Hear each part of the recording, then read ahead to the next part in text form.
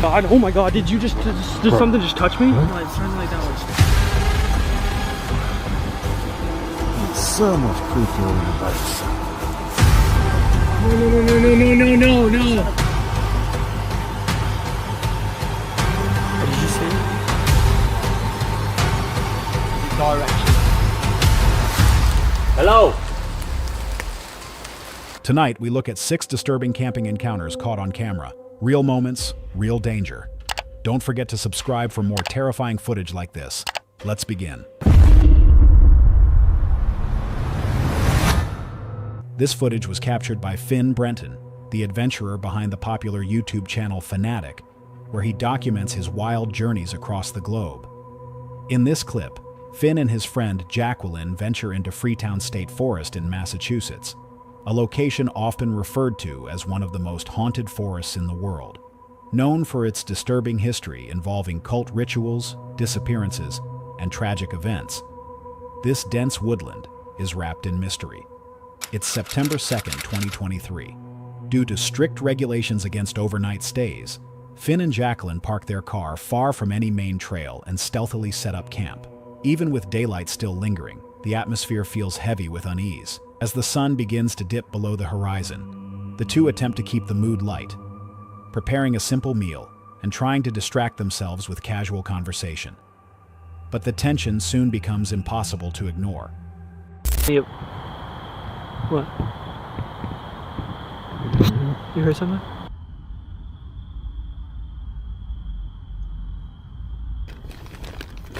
Oh my God, did you just, did something just touch me? What? It's turning like that way, it's turning the actual big light that way. I don't see anything. I don't see anything. Oh my God, holy f.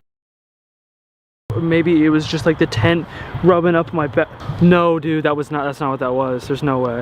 The way you're straddling me, I know you're scared of me. Look at my hands. I don't know if it's probably like the fact that we're out here and that's like tripping me out, but I swear when I turned right there, something like through the tent just like touched my back. No, don't say that. Don't say that. Don't say that. There's no way. I like that's the only thing like keeping me okay right now. There's no way that's absolutely possible. Unless there's someone behind me right now and they're just listening to me talk about this. That's the only way that would be possible. Oh my God, dude, look at my hands. I can't stop shaking, bro. Not long after they begin settling in, unsettling sensations creep in. One of them feels something brush against their back from outside the tent. An unexplained contact that sends a wave of fear through them. First, they try to dismiss it as fabric shifting or nerves, but their expressions say otherwise. Something feels wrong. We're tripping out right now. We've heard a few things. One that I thought was a scream. It's a fox. Foxes kind of sound like that. I don't think it was a fox. As darkness deepens around the tent, strange noises begin to echo from the woods. Distant, distorted, and chilling. One of the sounds eerily resembles a scream. They try to reason with each other, considering possibilities like wildlife, perhaps a fox, but doubt lingers. Unnerved, they huddle inside the tent, too frightened to investigate. The tension builds throughout the night as occasional cries and unexplained sounds continue to filter through the forest. That smoke that you see down there, that is the water burning through the bottom of our tent. What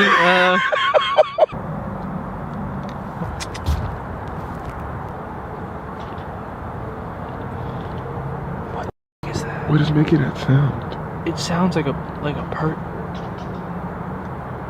Okay, it got a little bit creepier because now we have this on top, so you really cannot see out of the tent. Bro, why does it sound like someone is crying? I'm out. I don't know what to do because I'm not doing that.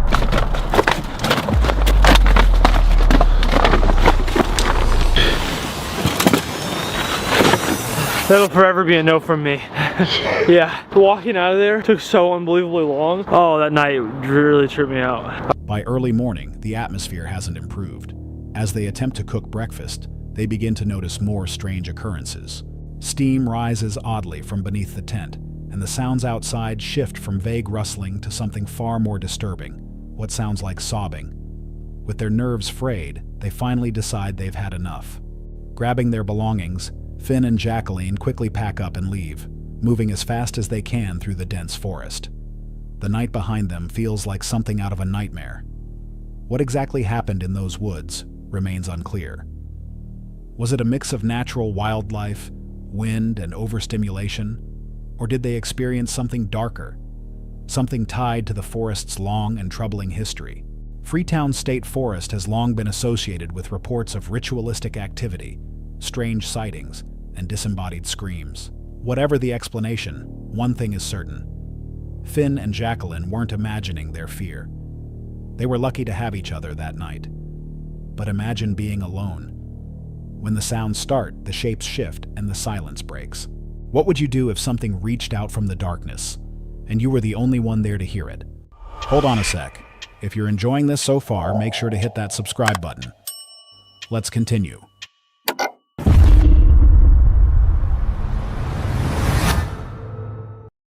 This next encounter features Bear, the adventurer behind the popular Exploring with Bear channel, on one of his solo winter camping trips deep in the North American wilderness. The region is known for frigid temperatures, and even more chilling legends. Among those, stories of mysterious creatures lurking in the woods. Some say Bigfoot territory. The date is February 6, 2024. As the cold sets in, Bear begins his usual camping routine, setting up his tent, building a fire, and settling in for what should be a peaceful night. But the night would prove to be anything but ordinary. Pretty cool. You can hear like the wind starting way down there, and you can hear it like coming all the way up through, and like even when it goes up over you, it's pretty cool. You can hear it coming.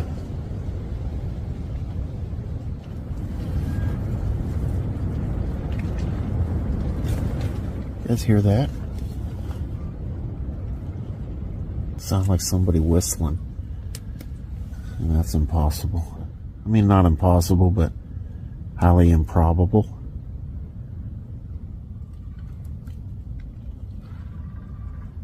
That's a tree squeaking.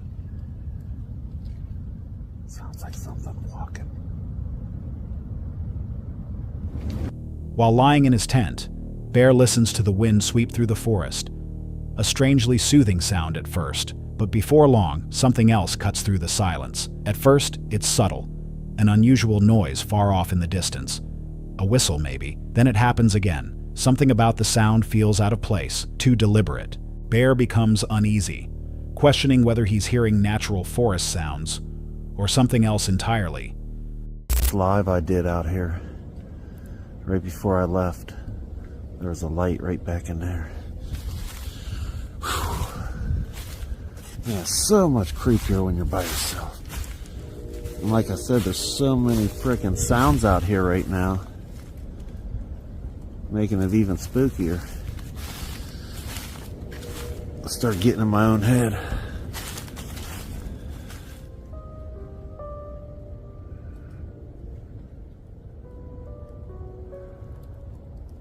Curiosity gets the better of him, and he steps out into the icy night to investigate.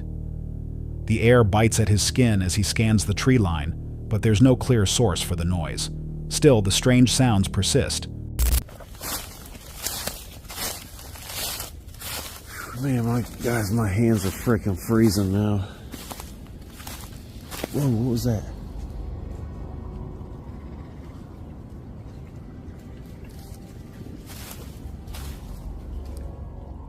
Man, I sure hope none of these big trees side on blowing down tonight. What is that?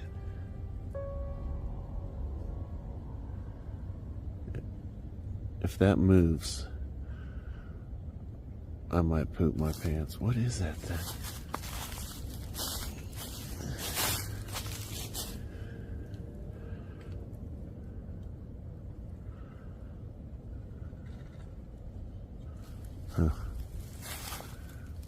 Man, guys, it is getting cold out. I'm not sure what time it is again. I'm gonna have to check. I gotta get in the tent though. My hands, I should have my gloves on, but whoa. My fingers are hurting.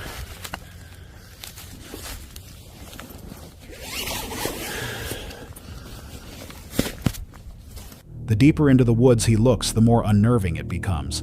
His hands begin to go numb in the cold, and the vast darkness seems to press in around him. Bear decides to return to the warmth of his tent, but the night has only just begun. Man, there was just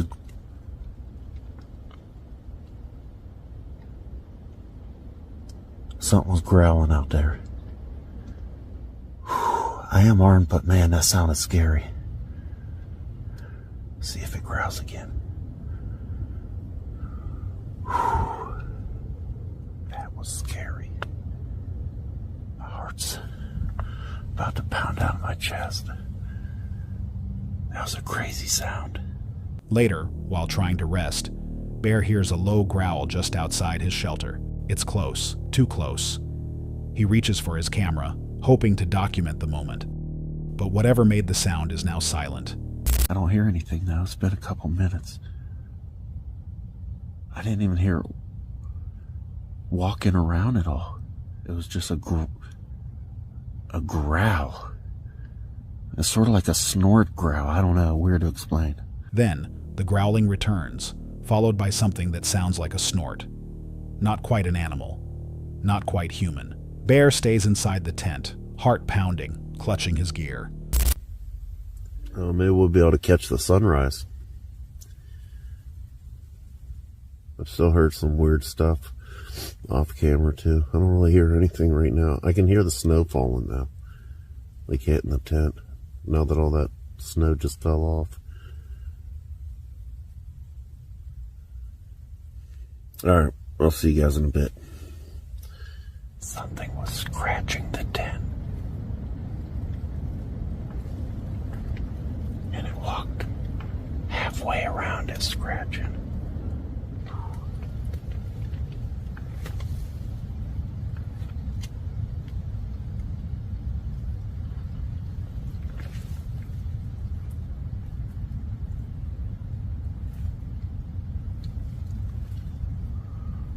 Something's walking out there.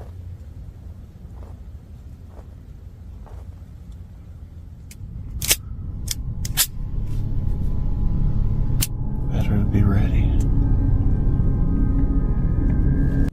For a while, the forest goes quiet again.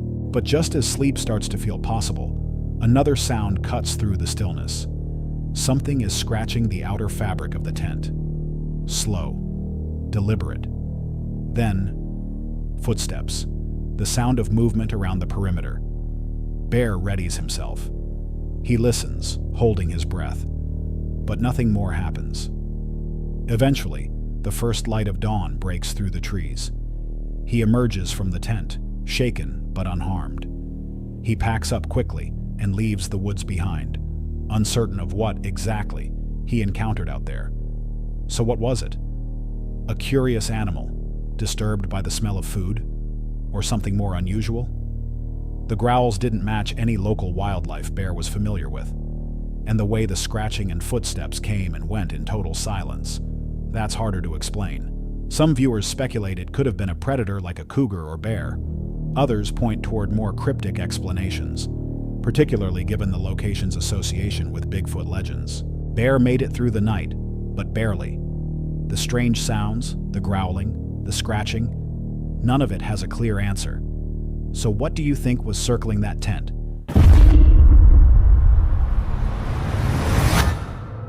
This footage comes from the TikTok account, The Bonehead, a page well known for sharing strange and unsettling moments caught on camera.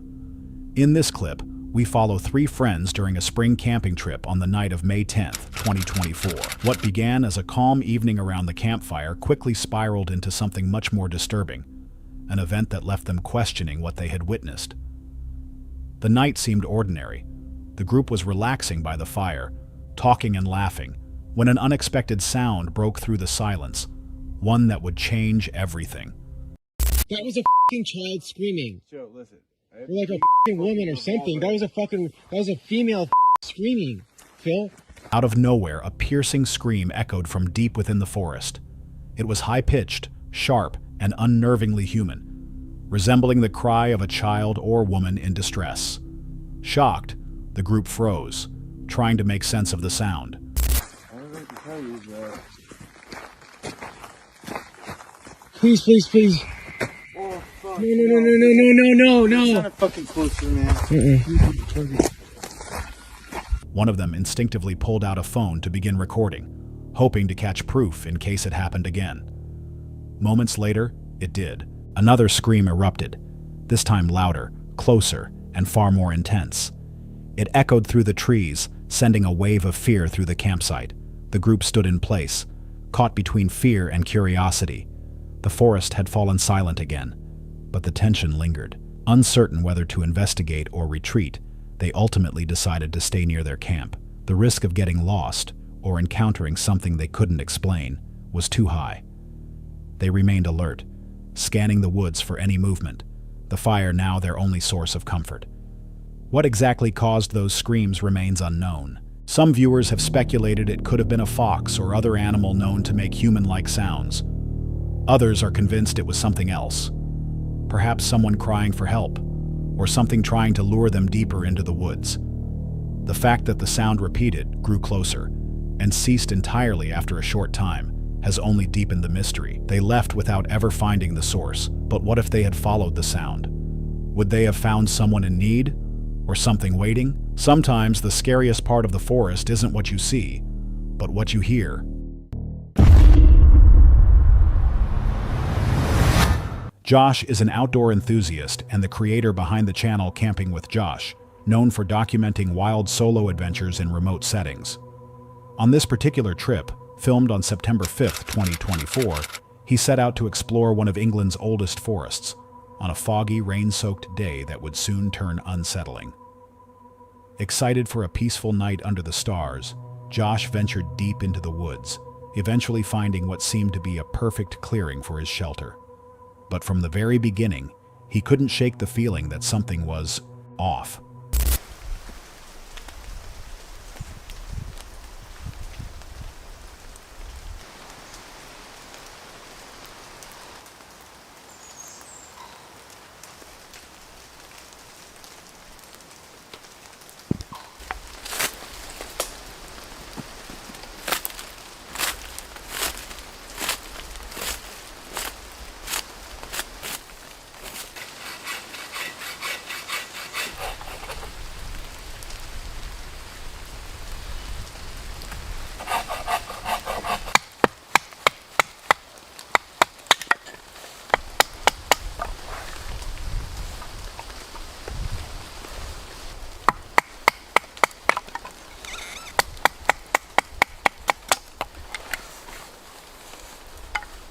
As Josh prepared his camp, gathering firewood and setting up his tarp, the sounds of nature were interrupted by something unusual. Movement in the bushes nearby drew his attention.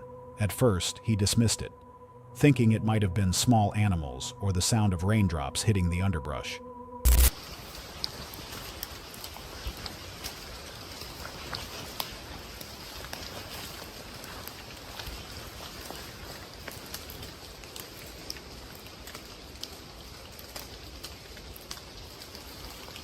I'm just literally sat over there trimming the wood down, cutting it down how I like it, and I can just hear some mad movement going on in those bushes over there. I can't tell if it's like the rainfall just making quite a commotion, or there may be rabbits or deers maybe walking through, or any dog walkers or whatever, I don't know. Bit spooky. Still, curiosity got the better of him, and he checked the area. Finding nothing out of place, he returned to his campfire. But the sense of unease persisted. Later, heavier footsteps echoed from deeper within the trees. When the camera was off,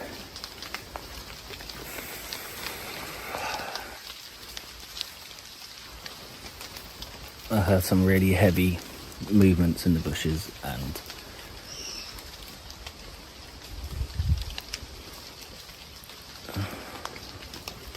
I'm pretty sure I saw something in the bushes as well. As I was standing still, there was this movement there. So I think what I'm going to do is I'm probably going to leave my tarp here in the woods. My bag is already packed.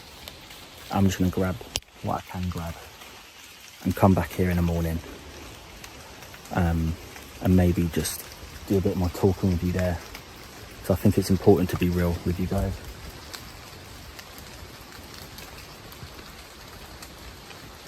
Yeah, I'm gonna pack up.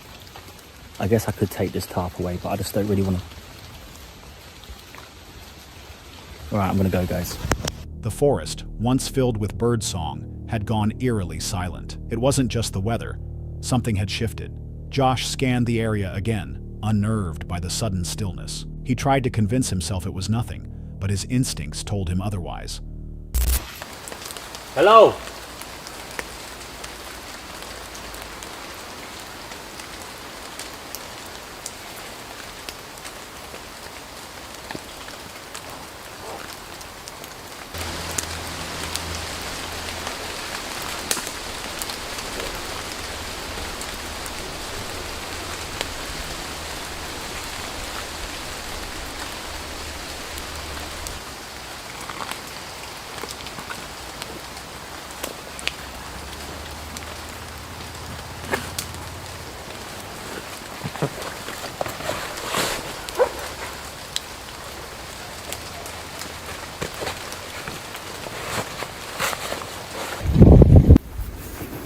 I apologise, it's not really the vibe I go by.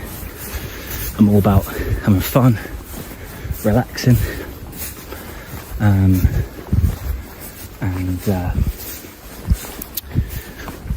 being peaceful, cooking good food and good vibes. When the camera wasn't rolling, Josh heard another burst of movement, and this time, he thought he saw something in the bushes. The sight was fleeting but unmistakable. He stood frozen, trying to make sense of what he had just seen. The atmosphere had changed completely. The forest no longer felt like a place for camping. It felt like something, or someone, was watching. With nightfall approaching and uncertainty rising, Josh made a difficult decision. He would leave his shelter behind, grab what he could, and return in the daylight. It wasn't the experience he had hoped to share with his viewers, but it was the right call. As he packed, he tried one last time to make sense of the sounds. Calling out into the forest, he hoped to hear a voice, any voice, that might identify a fellow hiker or explain the strange events. But the silence that followed was louder than anything else. Josh left the woods without incident, but deeply disturbed. Something had changed the tone of the forest, and it wasn't just the rain. What exactly caused the sudden silence, the strange movements, and the persistent feeling of being watched? Some speculate it may have been an animal, perhaps a large predator keeping its distance. Others believe it could have been a person, watching from the trees, staying just out of sight. But there's one consistent element. Josh trusted his instincts. And given how quickly things escalated, that may have been what kept him safe. Josh left the forest with more questions than answers. But what if he hadn't? What if he stayed, and the noises crept closer? Would anyone have heard from him again?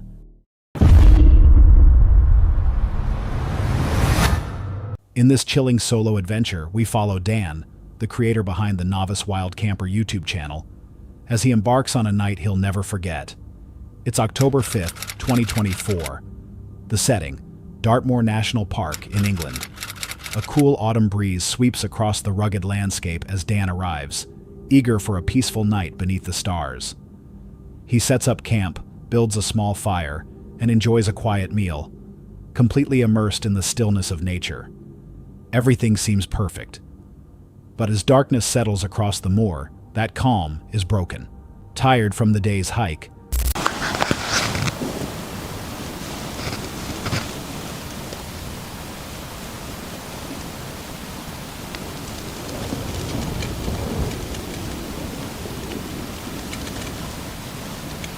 it'll stop now, won't it? Just hear it then. Hear it? It's a long way away.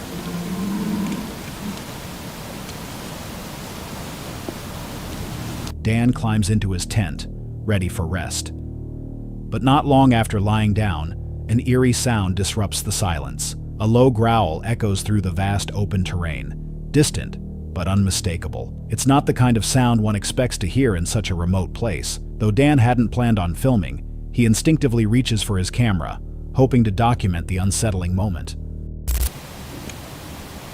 If there's long gaps of quiet, I'll cut it out.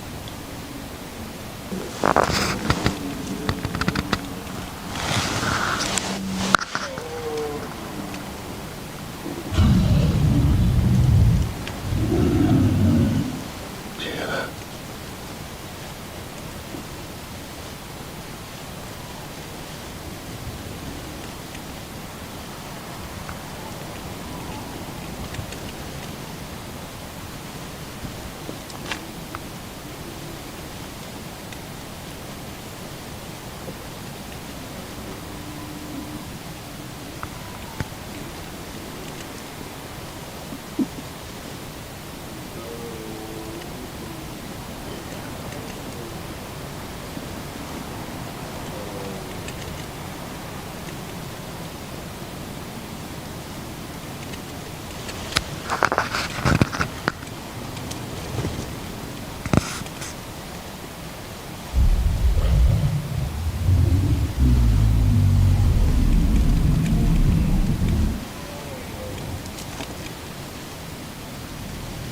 The strange sound continues, soft but persistent. It drifts through the night air, growing and fading in waves. With no idea what might be out there, Dan chooses to stay in his tent, keeping quiet and alert. Eventually, the noise begins to fade, swallowed by the night. Dan remains motionless, unsure whether it's truly gone or just waiting nearby. He spends the rest of the night in silence, unable to sleep, his imagination haunted by what he might have encountered. By morning, the forest is quiet again, but the memory of that sound remains. So what did Dan hear that night? Some viewers have suggested it might have been a fox or a wild dog. Others, something more elusive. Dartmoor is known for its legends, including mysterious creatures and unexplained sightings. Could it have been a wild animal protecting its territory? Or something that doesn't fit any known category? Dan made it through the night unharmed, but deeply unsettled. So here's the question. If you were alone in the wilderness and heard something growling just beyond the light of your campfire, would you wait it out or run?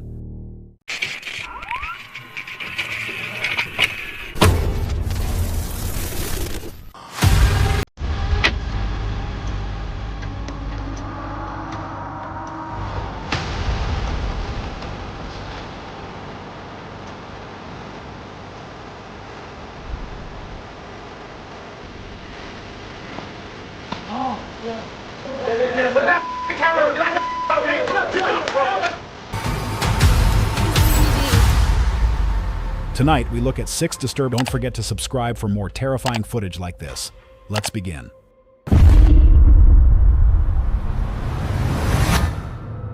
This chilling encounter comes from Sam and Colby, the well-known YouTube duo with over 13.5 million subscribers. For nearly a decade, they've shared thrilling adventures across haunted sites and abandoned locations.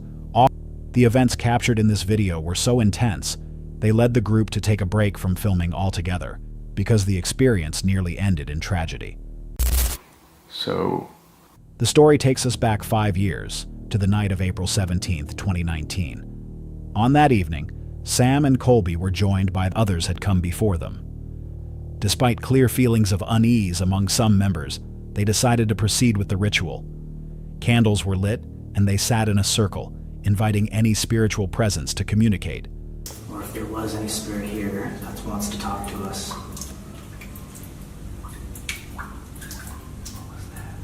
That came from that way, dude. Right. There's nothing that way. No. Unexplained sounds broke through the silence. At first subtle, then unmistakable. A candle was mysteriously extinguished. Twice. The group grew tense, unsure whether... One way out. Fearing a confrontation, the group extinguished their candles and began to move further into the tunnel, hoping to avoid whoever, or whatever, was approaching. But the sounds followed. As they pressed deeper, the voices grew louder, joined by strange There was no other way out. To escape, they would have to pass by the source of the noise. With no time to waste, the group huddled in the shadows, listening as footsteps drew nearer. Eventually, they spotted figures, at least 5 people, emerging from the entrance. The tension was palpable. It became evident that these individuals were not pleased with the group's presence, and especially not with their cameras. In the final chaotic moments, the group decided to stop filming altogether and focus solely on territorial squatters, or something else remains unknown. The forest setting, combined with the isolated location and the suspicious behavior, has led many to speculate about illicit activity, or even a concealed crime scene. Whatever the case, it was clearly not a prank. The panic in the group's voices and their decision to halt production, everyone made it out unharmed, but the psychological toll left a lasting mark. The experience was so traumatic that they stepped away from YouTube for a time, something few creators with their momentum would choose lightly. So what do you think was really happening in that tunnel? And if you found yourself in that same situation, would you have made it out? Hold on a sec. If you're enjoying this so far, make sure to hit that subscribe button. Let's continue.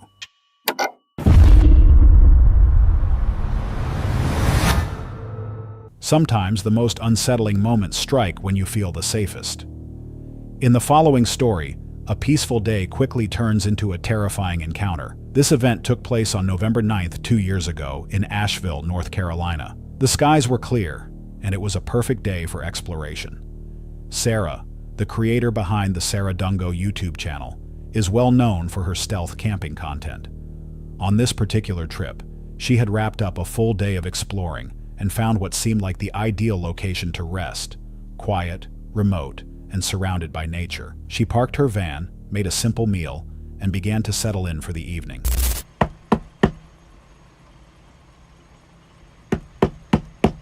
Two sharp knocks echoed from the outside of her van. Confused, Sarah paused. Who could be there? She had chosen a secluded location, far from foot traffic or urban noise.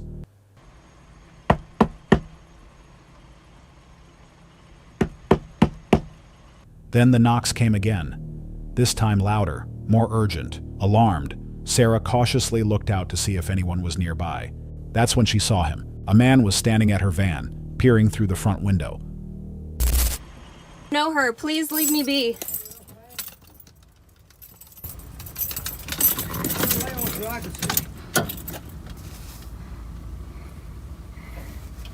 Fuck your camera, man. You're not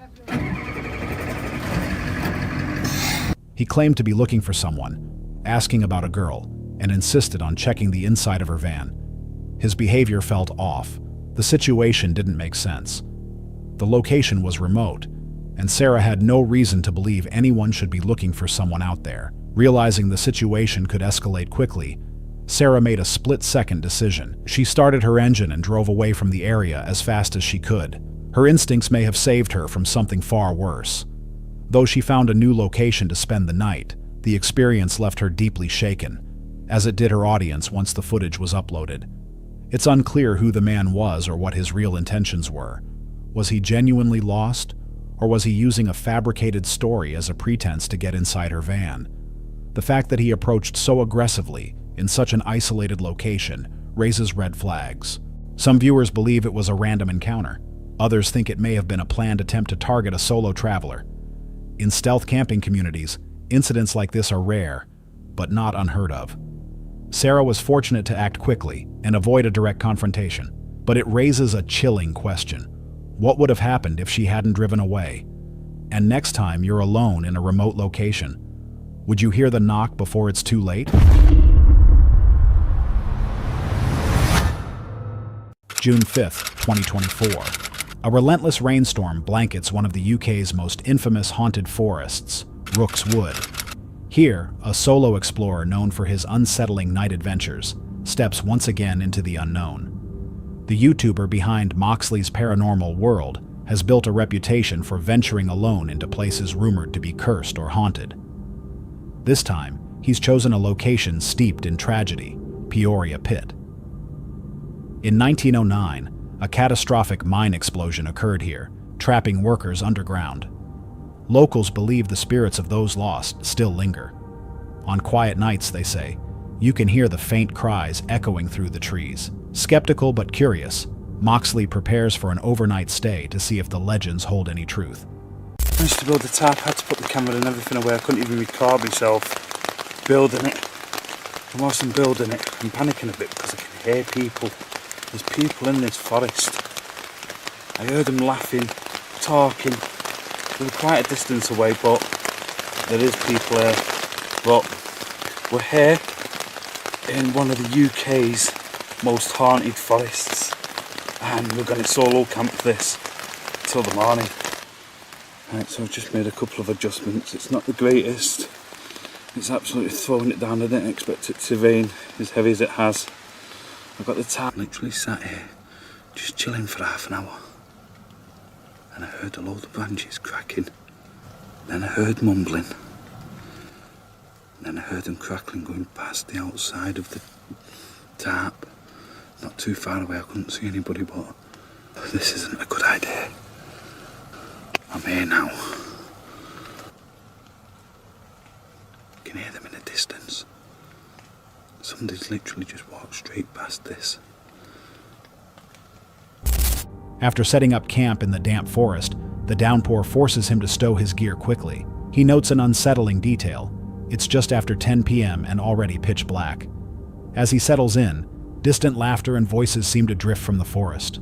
The sounds grow closer. Branches snap. Muted conversations carry on the wind. He can't see anyone, but he knows he's not alone.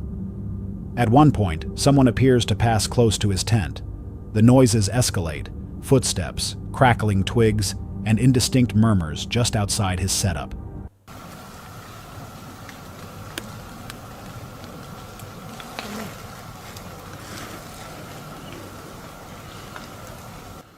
Sounds like somebody's running through the fucking forest.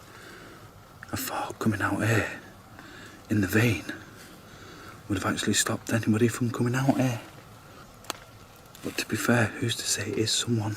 It could be something. I don't want to use any of the equipment out here.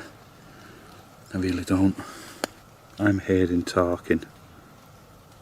I want to try and get a few hours sleep. I don't know if I'm going to be sleeping out.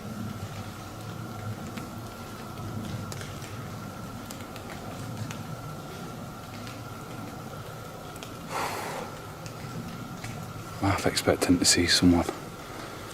I'm sorry if I sound a bit like on edge. It's gone 11 o'clock at night. I'm on my own out here. I've just heard somebody walk through past where I am. Feeling exposed and uneasy, he steps outside with a flashlight, scanning the forest. Yet all he finds is darkness and silence.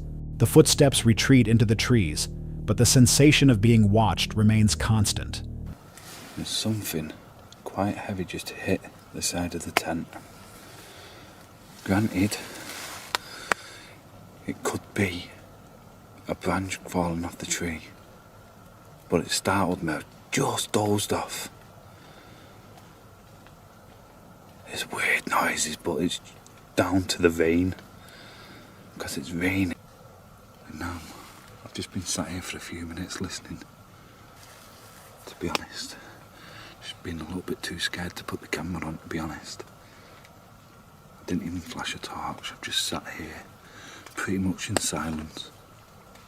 I feel like I'm being watched. I do feel like something's watching me here now. I'm getting that overwhelming feeling. I don't think I'm going to get much sleep.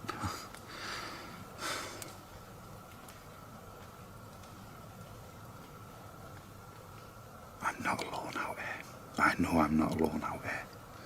I'm whispering, I'm trying to keep my voice down as much as possible. Because the last thing I want is to attract any sort of attention from the wrong sort of people out here.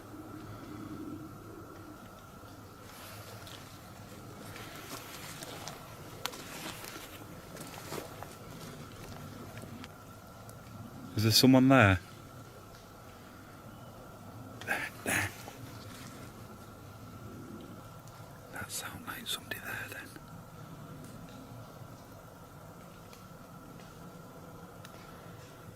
I had to go night vision, just so they can't see my lights. This is absolutely nuts. I really do feel like I've been watched from all angles out here now. I heard that whistling. I told you. I heard it and I've caught it on camera. I'm hoping the camera's picked that up. Later, something heavy hits the side of his hammock.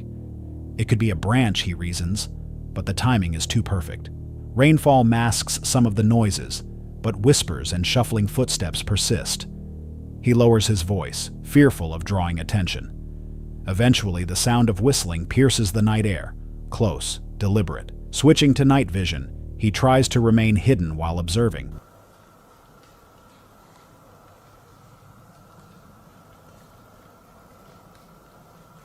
I'm not alone here.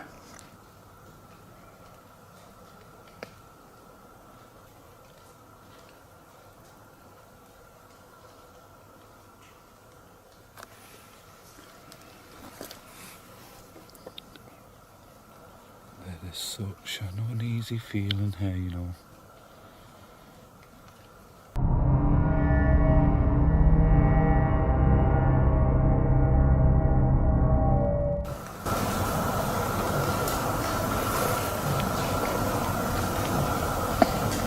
There's somebody out there. I'm not 100% sure if they're watching me or not. But I don't know. Let me know what you think. The strange noises intensify once more, footsteps in multiple directions, but no figure emerges from the shadows. He remains in suspense for over 15 minutes, standing motionless in the dark. I've just checked the time, and it's literally 3 o'clock in the morning. You can probably hear by my voice, I'm really on edge. I've been on edge since it's gone dark in here. Right. Logging back off, and hopefully the next time you see me it'll be morning and I'll be packing up and getting ready to leave.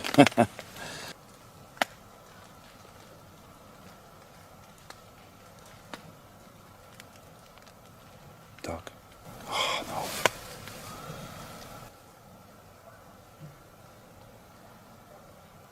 What the fuck? Sounds like it's getting closer. At around 3 a.m., completely on edge, he resigns to staying in the hammock until sunrise.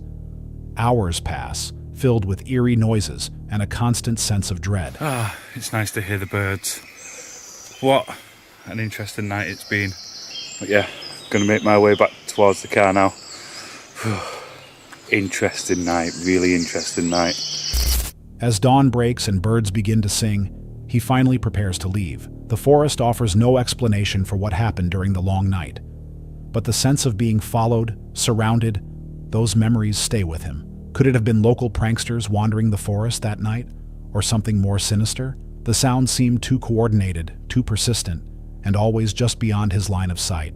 Whistling is often associated with folklore entities or malevolent spirits in numerous cultures. Was Moxley unknowingly part of something he wasn't meant to witness? What would you do if you heard someone whistling near your tent, knowing you were supposed to be alone in the woods? If this story gave you chills, wait until you see what's coming next. What would you do if you heard bells in the middle of the night, with no one around?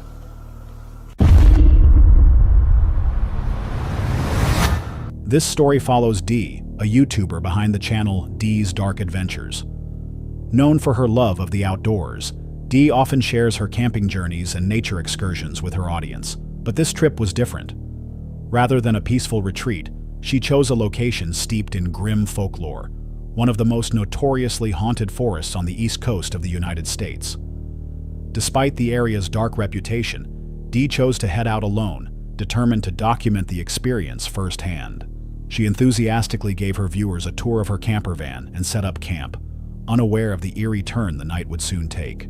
As darkness crept in, an unsettling energy seemed to take hold of the forest. Muffled footsteps echoed around the van, as if someone, or something, was pacing just out of view. Dee remained still, her ears tuned to every noise outside.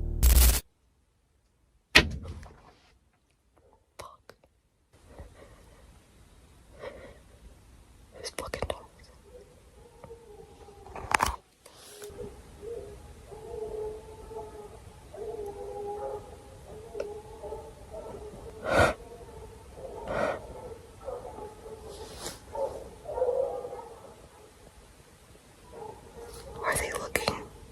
Then, a sudden bang hit the van's exterior, snapping her to attention. Soon after, the sound of barking filled the air.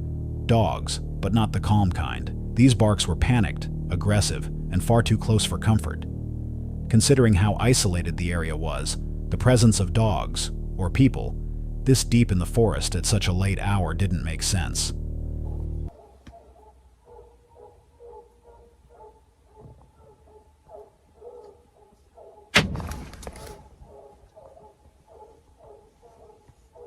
But in my headphones so they couldn't hear it. And then I've waited for like 10 minutes and I haven't heard anything. So with this little hatchy window, I want to at least look out a little bit.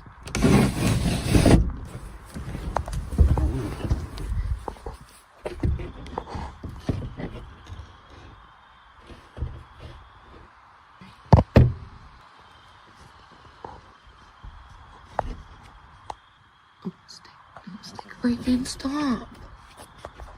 Sorry, damn stick break, dude.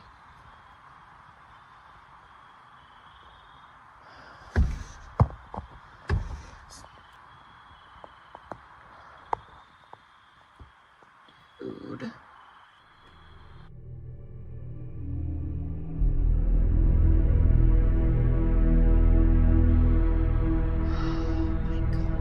As the strange noises persisted, the barking intensified, and the rustling of nearby brush suggested movement just beyond the van. For the next 30 minutes, Dee listened in tense silence as the sounds grew nearer.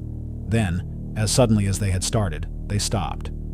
The forest fell eerily quiet. Thinking it might now be safe, Dee stepped outside to investigate. But unknown to her, she wasn't alone. A presence lingered just beyond the edge of visibility. Silent, watchful. She quickly retreated back into the van, trying to shake the feeling of being observed. On my freaking trailer, and I think not. Dude, this is too much, man. This is not what I was expecting. I was expecting, you know, what I'm used to. I don't know what's out here. I don't know what this is. I don't know if I can stay, guys. Later, as she attempted to relax, another burst of barking shattered the silence, louder, more frantic. And then, a single gunshot rang out across the forest. A few seconds later, another. It was enough. Dee immediately jumped into the driver's seat and started the engine, leaving the campsite without a second glance. Who or what was outside that night remains a mystery. Was it a person trying to scare her off, a hunter, or something else entirely? The timing of the barking, the knocks on her van, and the gunshots suggest a pattern. Some speculate there may have been more than one presence around her campsite, possibly even something with sinister intent. And what about the reflection caught in the video?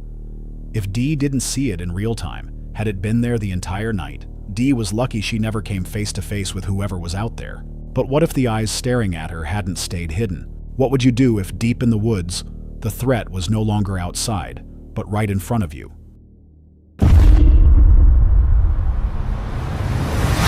This chilling footage was captured by Chris, the creator behind Herbex Hill, a YouTube channel dedicated to urban exploration.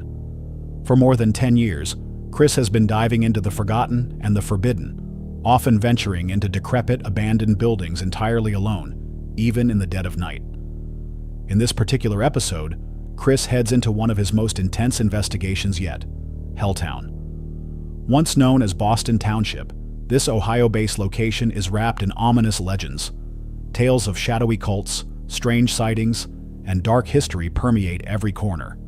The town was nearly emptied in the 1970s after a government order under President Ford forced residents to relocate, leaving behind ghostly homes and decaying remnants of a once lively community. To this day, whispers of even more disturbing events from 1974 linger, casting an eerie shadow over Helltown's reputation. Chris's target on this trip, an old abandoned paper mill hidden within the town's outskirts. He begins the exploration on bike, pedaling through silent, overgrown streets. At first, the night feels calm, just the ambient chirping of crickets in the background. But as he approaches a dilapidated barn near the mill, that calm is abruptly shattered. I'm surprised this barn is still standing despite how old it is. What the hell is that?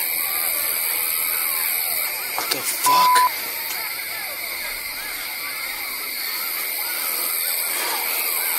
What the fuck is that? A loud, unidentifiable noise bursts from the tall grass beside the barn. It's unclear what caused it, but the sound is disturbing enough to stop Chris in his tracks. Driven by curiosity, he cautiously investigates the source.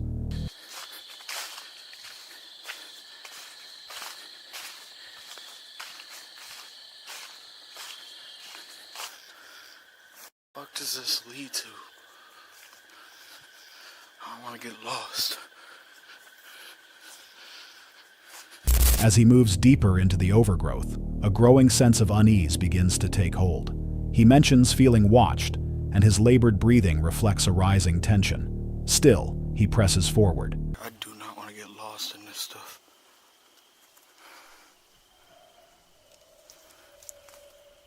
What the hell is that?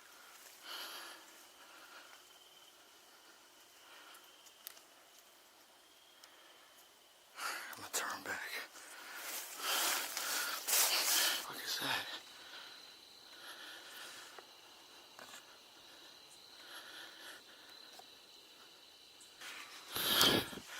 Something's over there. I can hear it. That's when it appears, two glowing eyes in the darkness, fixed in his direction. A strange, haunting sound accompanies the sight. Though its origin remains a mystery, Chris inches forward, drawn to the unknown, but quickly realizes he's veered off course. The dense vegetation is disorienting, and the ground itself feels unstable.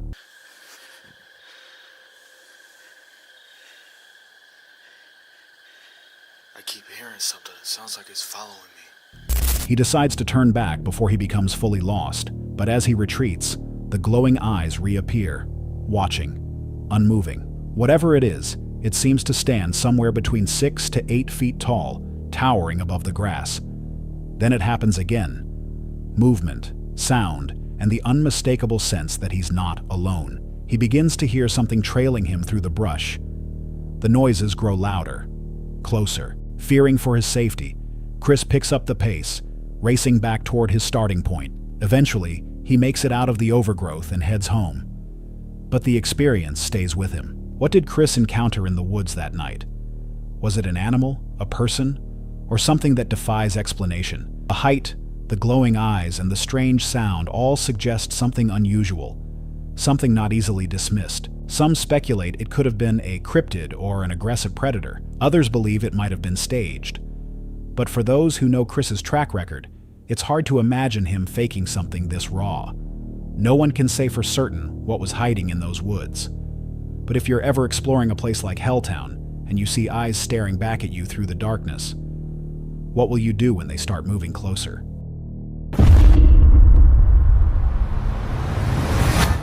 If you found the last encounter disturbing, prepare yourself. The most chilling moment is still ahead. This next story features Lee, a TikToker known for his peaceful biking videos under the name Worm Watson. His content typically showcases tranquil rides through lush forests, earning him a loyal following. But one of his recent rides took a darker, more unsettling turn. It began like any other trip. Lee was riding deep into the woods, relying on his usual navigation tool, Google Maps, to guide him through the winding back roads. But the app began to malfunction, leaving him without a clear route. The screen froze, directions vanished, and Lee found himself riding in circles, unsure of where he was. Frustrated but calm, he decided to stop and reset the app, hoping it would solve the issue. That's when something unexpected happened. Well, that was weird. Come on. Okay, now it's working.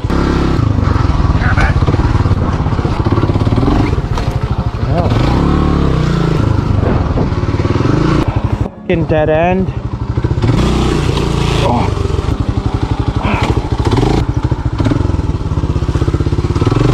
Hey! You better not be following me, dude. Okay. I'm gonna get out of here. All good. All good. All good. While checking his phone, he noticed a lone figure ahead. At first glance, it appeared to be a man chopping at a tree, but something about the scene didn't feel right. The figure stood partly hidden in the shadows, holding what looked like an axe. There was no sound of chopping, just silence. Sensing that the situation could escalate, Lee made the decision to leave immediately. He started his bike and rode away, trying to distance himself from the unsettling figure. But then, a new problem. The trail led to a dead end. There was no path forward. His only option was to turn around and head back the same way, straight toward the man with the axe. Heart racing, Lee turned his bike and accelerated, passing by the area as fast as he could. Fortunately, the figure didn't pursue him. He made it out of the woods safely and later posted the footage online.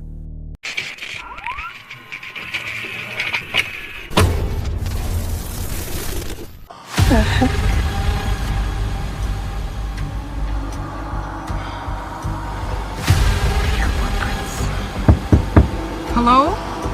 It's 4:30 in the morning. I don't feel safe. Who are you? It looks like there's a body of it, bro. The police are coming out and they might be bringing a boat.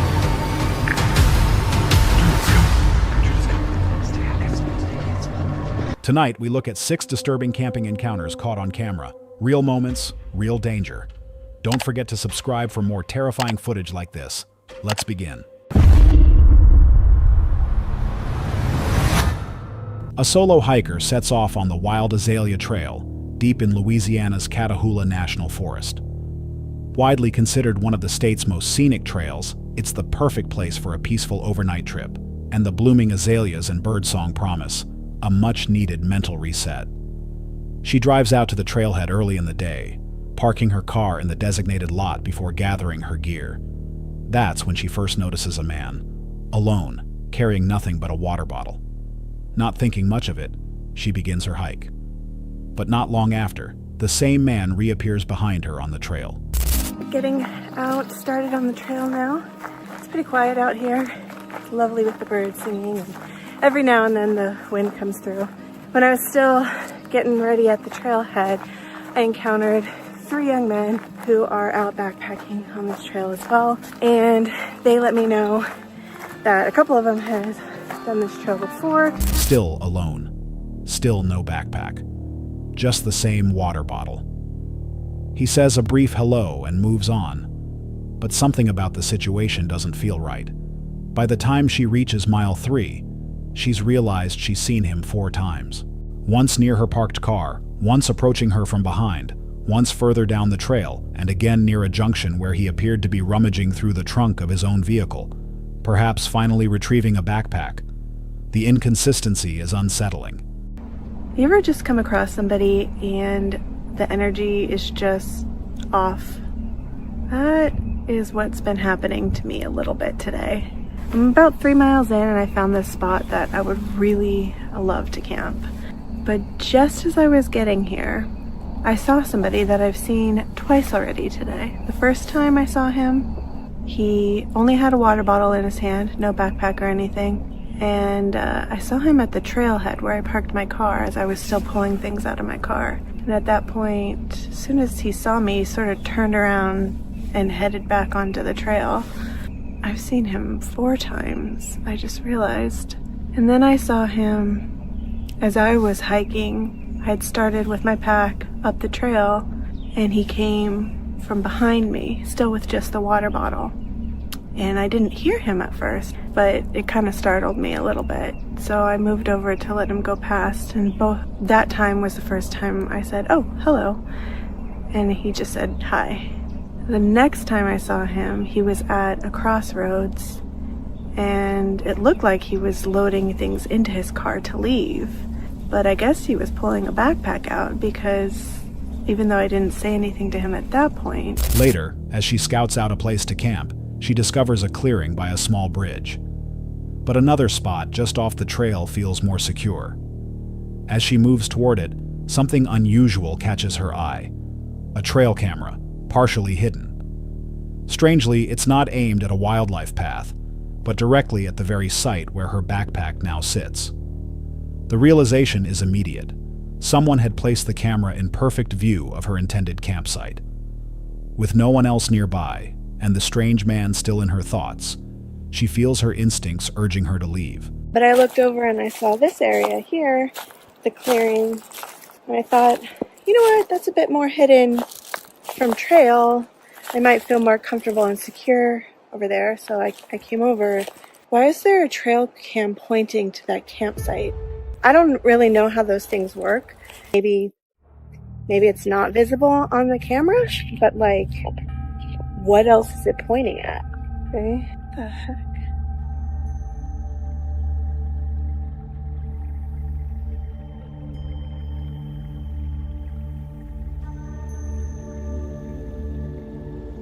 Putting my camera right behind. My backpack is right there. That's where I was gonna camp. Like, that's an established campsite. Looks like this one is too, but what the heck is going on here? First, weird energy. Second, a trail cam pointed at a campsite? Oh, I think one strike, two strike. I gotta get out of here before 3 strikes and I'm out. Making her way back, she recalls that the access to the secluded site was partially blocked by fallen logs, possibly to keep others out. And the final red flag? A group of men in matching red shirts she passed earlier, one of whom may have been the same man she saw near her car. She chooses not to wait for answers. She packs up, returns to her vehicle. Is it just me? Or is that weird? Trail cam. Right there. Camp. Right there. I'm standing at my pack and I am looking, and I cannot for the life of me see it over there. I mean, camo, right? Very effective. Moved around, I've come up here. Like, where? I went from campsite 1 over to campsite 2, just kind of an exploratory thing. And the reason it actually took me a little while to decide to go over there is because there were like clear obstructions in the path, logs covering the path. A lot of time that might be set up by Forest Service to say like, this is not a trail, don't go down here. I just felt like I needed to go explore it. There was poison ivy I had to avoid. It's not too dense where I couldn't avoid it. And yeah, I had to go over a couple of logs and stuff like that, but it's almost like they don't want somebody going over there, right? But is it because they don't want somebody to discover the camera? It doesn't feel scary. Like, I'm not scared. I'm actually angry because it feels violating. It feels like a threat in that way where it's... And leaves without looking back. The repeated encounters, the lack of hiking gear, and the camera's placement all point to something more than coincidence. Could the man have been tracking her movements? Had he seen her car at the trailhead and followed from a distance? Was this just a series of strange coincidences? Or did she narrowly escape a dangerous situation? What would you have done in her place? Let us know in the comments. Hold on a sec. If you're enjoying this so far, make sure to hit that subscribe button. Let's continue.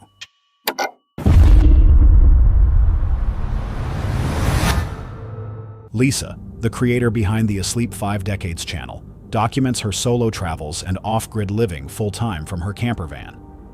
Her usual content highlights the peaceful side of nomadic life, scenic drives, quiet mornings, and self-sufficient camping. But one particular night changed everything, and it became the kind of scenario every van dweller fears. Around 4 a.m., Lisa was suddenly jolted awake, not by rustling outside, but by a loud knock, right next to where her head rested, against the thin wall of the van. It was deliberate, human, and terrifying. Somebody's back here again. I hear footprints. Hello? How can I help you? It's 4:30 in the morning. I don't feel safe. Who are you?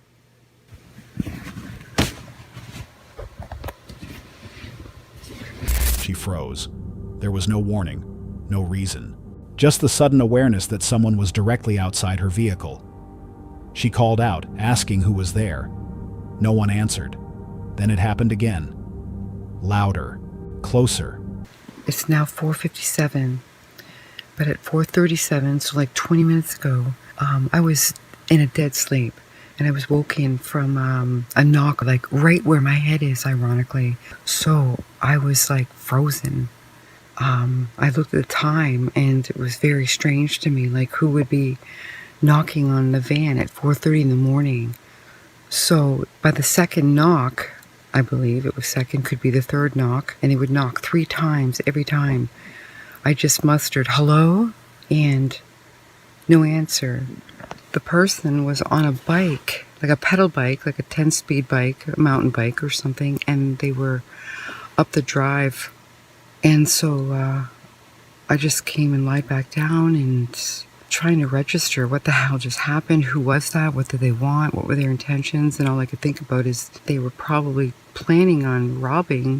Time passed in silence until she heard movement again, footsteps circling the van. Eventually, she gathered herself and moved quietly toward the front to look out. In the distance, she saw a car, headlights on, idling, slowly reversing down the drive.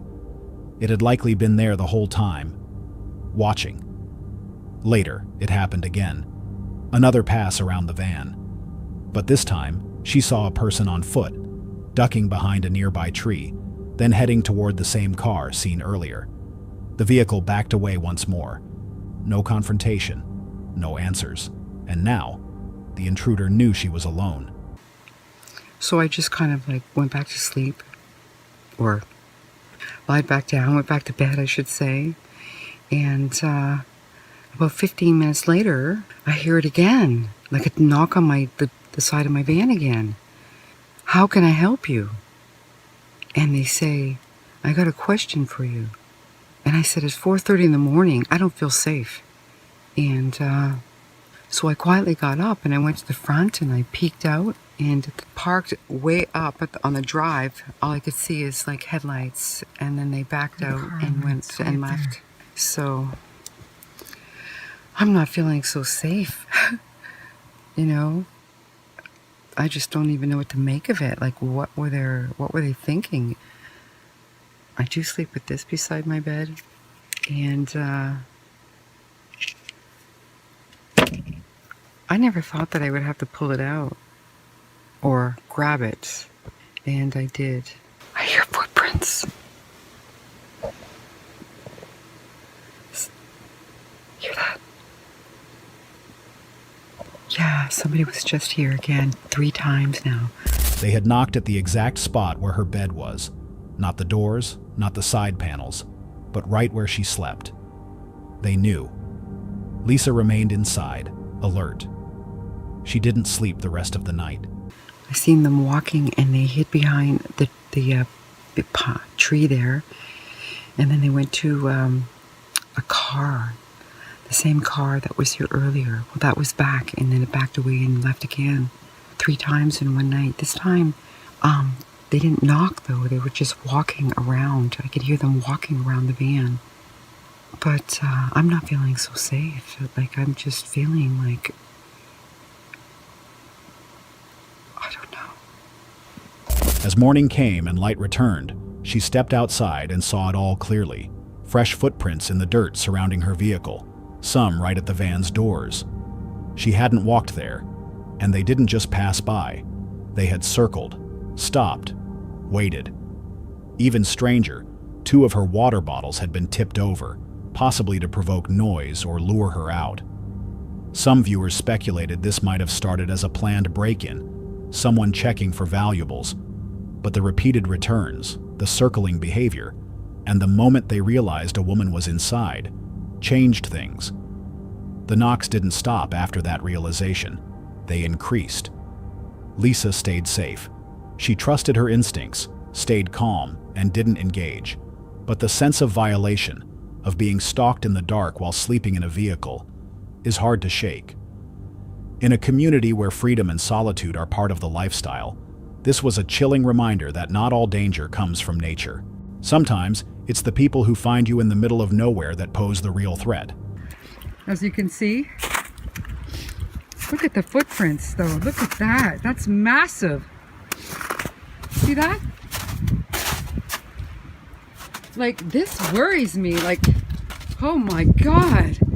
Yeah, this has me really concerned. Nothing's here because it's all melted already, but yeah. So, oh, here we go. Here's a couple right here. There and there. Here's, there's my print again. Okay. There. I think they obviously knew that I was in there because of where they knocked. Like, they didn't knock on the passenger door, the driver's door. They knocked like by the rear well, so they know, or he knew, that I was living in there. So I feel like I'm being watched, and I just got to be a little bit more careful. But anyways, on that note, guys, I'm going to leave you with some peace, love, and light from my heart to yours. It's possible the initial motive was theft, but the behavior suggests something else. 3 separate approaches. No response to questions. A vehicle lurking at a distance. They knew someone was inside, and they kept coming back. Was this just a failed robbery attempt, or something more sinister? What would you have done in her shoes? Let us know in the comments. And if you've ever experienced something similar, we want to hear your story.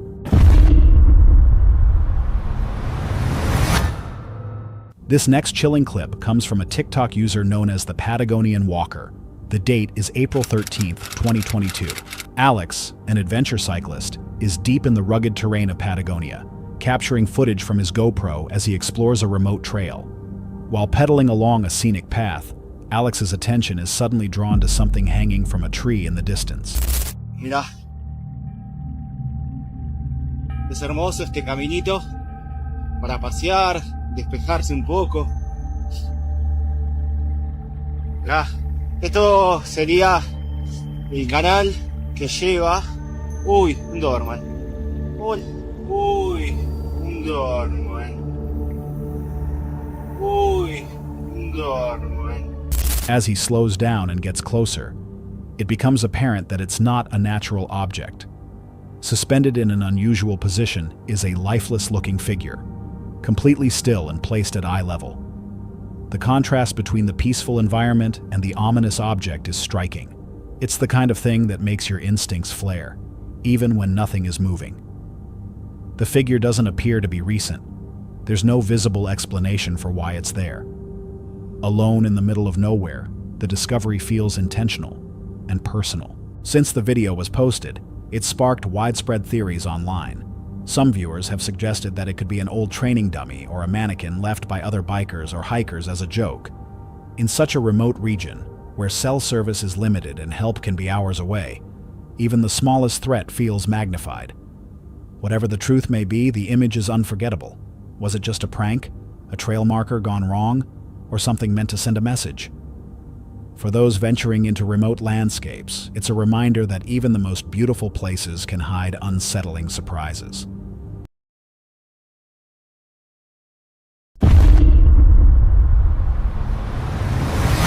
A well-known YouTube fishing channel, celebrated for its solo expeditions, breathtaking landscapes, and in-depth angling tutorials, uploaded a video that took an unexpectedly serious turn.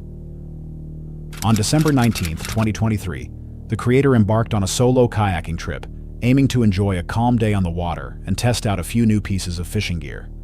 For the first 30 minutes, nothing bit. As most seasoned anglers know, patience and adaptability are part of the journey. So, he decided to venture further down the lake, scanning the shallows for movement.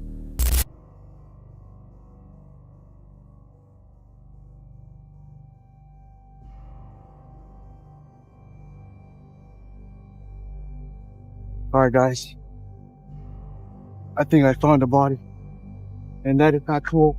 Fishing day that I wanted to have. Alright guys, I already called 911 and someone is gonna come out here and check that out. But that's definitely a body, yo. Unless it's a freaking mannequin, which I hope it is. But alright, they're about to come. So let's go back. Let's go back because they're gonna come to the boat launch, and yeah. I'm not trying to go. And yeah, you guys know the drill. Well, that's our fishing for today. I'm not fishing anymore today. Now that's not what I came here to fish for. And I want to see all that today. Hey, you guys, it might be, the police might be coming to launch a boat. Who? The police? Yeah, they might be coming to launch a boat. Okay. It looks like there's a body over there. Oh no! So I mean, they might bring a boat. There's a body over there? It looks like there's a body over there. So the police are coming out, and they might be bringing a boat. Oh, terrible. We gotta go here. It is. No, we're not gonna go. Well, there's a body out here. As he glided across the still surface, something caught his eye in the distance, an object floating quietly near a dock. Thinking it might be debris or driftwood, he moved in to take a closer look. But as he approached, his posture shifted, and the tone of the video changed completely. The object didn't resemble trash. It looked eerily like a human figure. Shocked and unsure of what he was seeing, he kept his distance, recorded from afar, and made the responsible choice. He called emergency services. Local responders arrived quickly. What's up, man? Hey, so you see that red? See that's over there? Okay. Oh yeah, it looks. You can see it's like a hand kind of grabbing, and like a head. You see that red little spot right there? Yeah. Right there, like straight right there. Yeah. Yeah. We'd have to go into that property.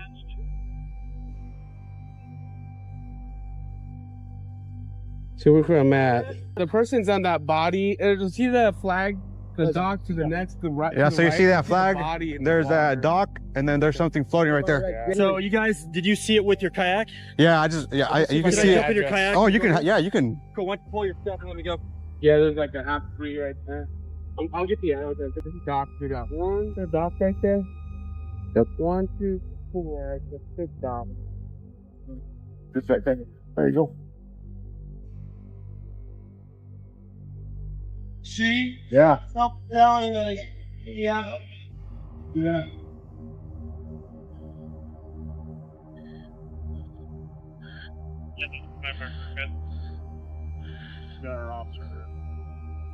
Yeah, I'm thinking it's like 3 houses. Did you see what happened? No, I just came in. I just started fishing. And you saw I was going to a dock, and I stopped there to fish for a little bit. And I was moving, and as soon as I moved, I was trying to cross. I saw something floating, and I see that like a body. I was like, oh shoot, you know. Thank you. So I'm like, man, I told her, I don't know if I should get that close. Now, I mean, I saw if he was moving, I would have tried to, yeah, you so know. you saw him laying there. Yeah, I I know. don't know how long he's been there. No.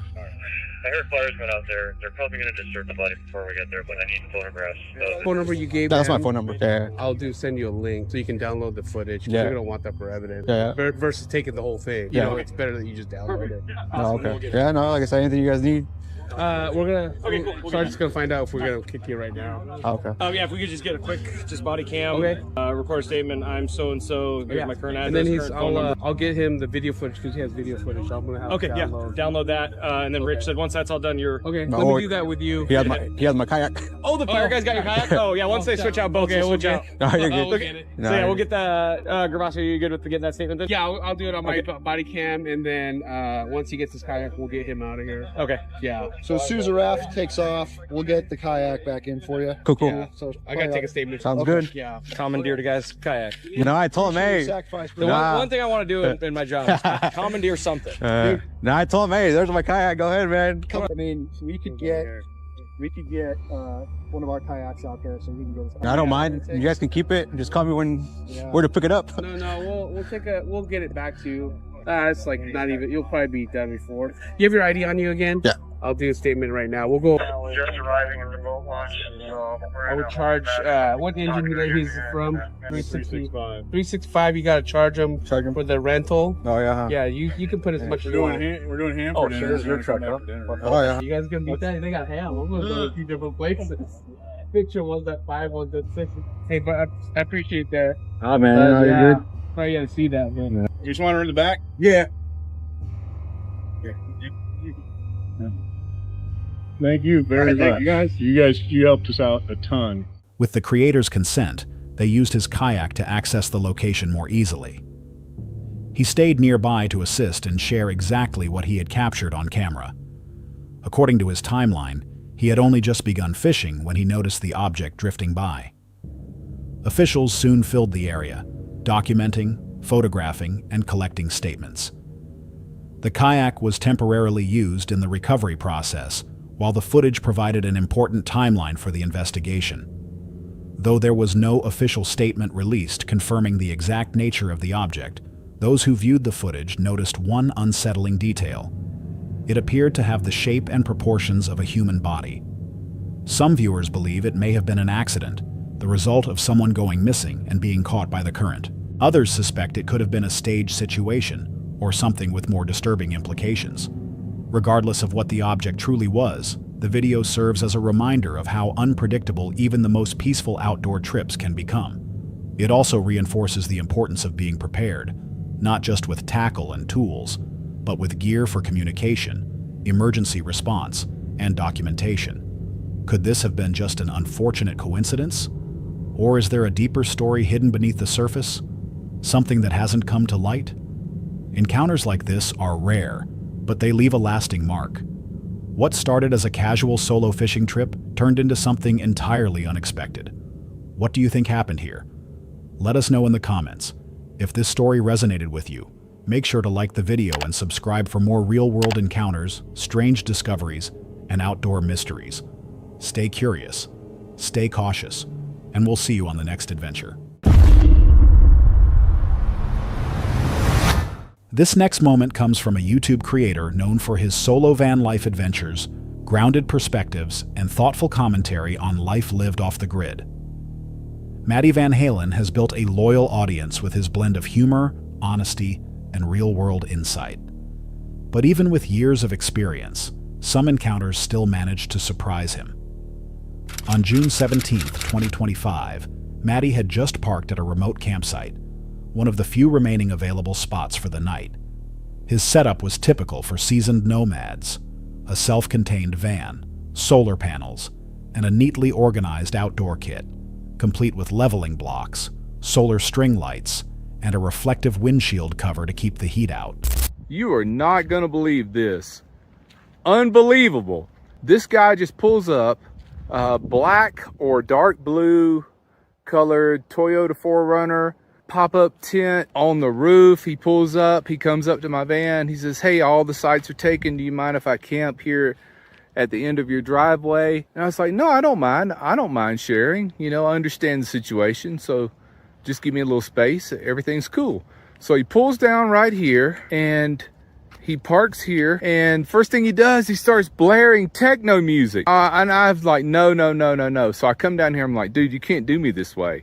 I was kind enough to give you my campsite and you're gonna blare your techno music?" We get in an argument. Well, I'll get back to that. Look at this. He runs over you can still see the tire tracks. He flattens out my cone. You can still see the tire tracks on it. Good thing the thing popped back out because it's flexible. But anyway, we got in this big argument about it. And I mean, I wasn't like too scared of it. I mean, he's a little guy. He's not gonna take me.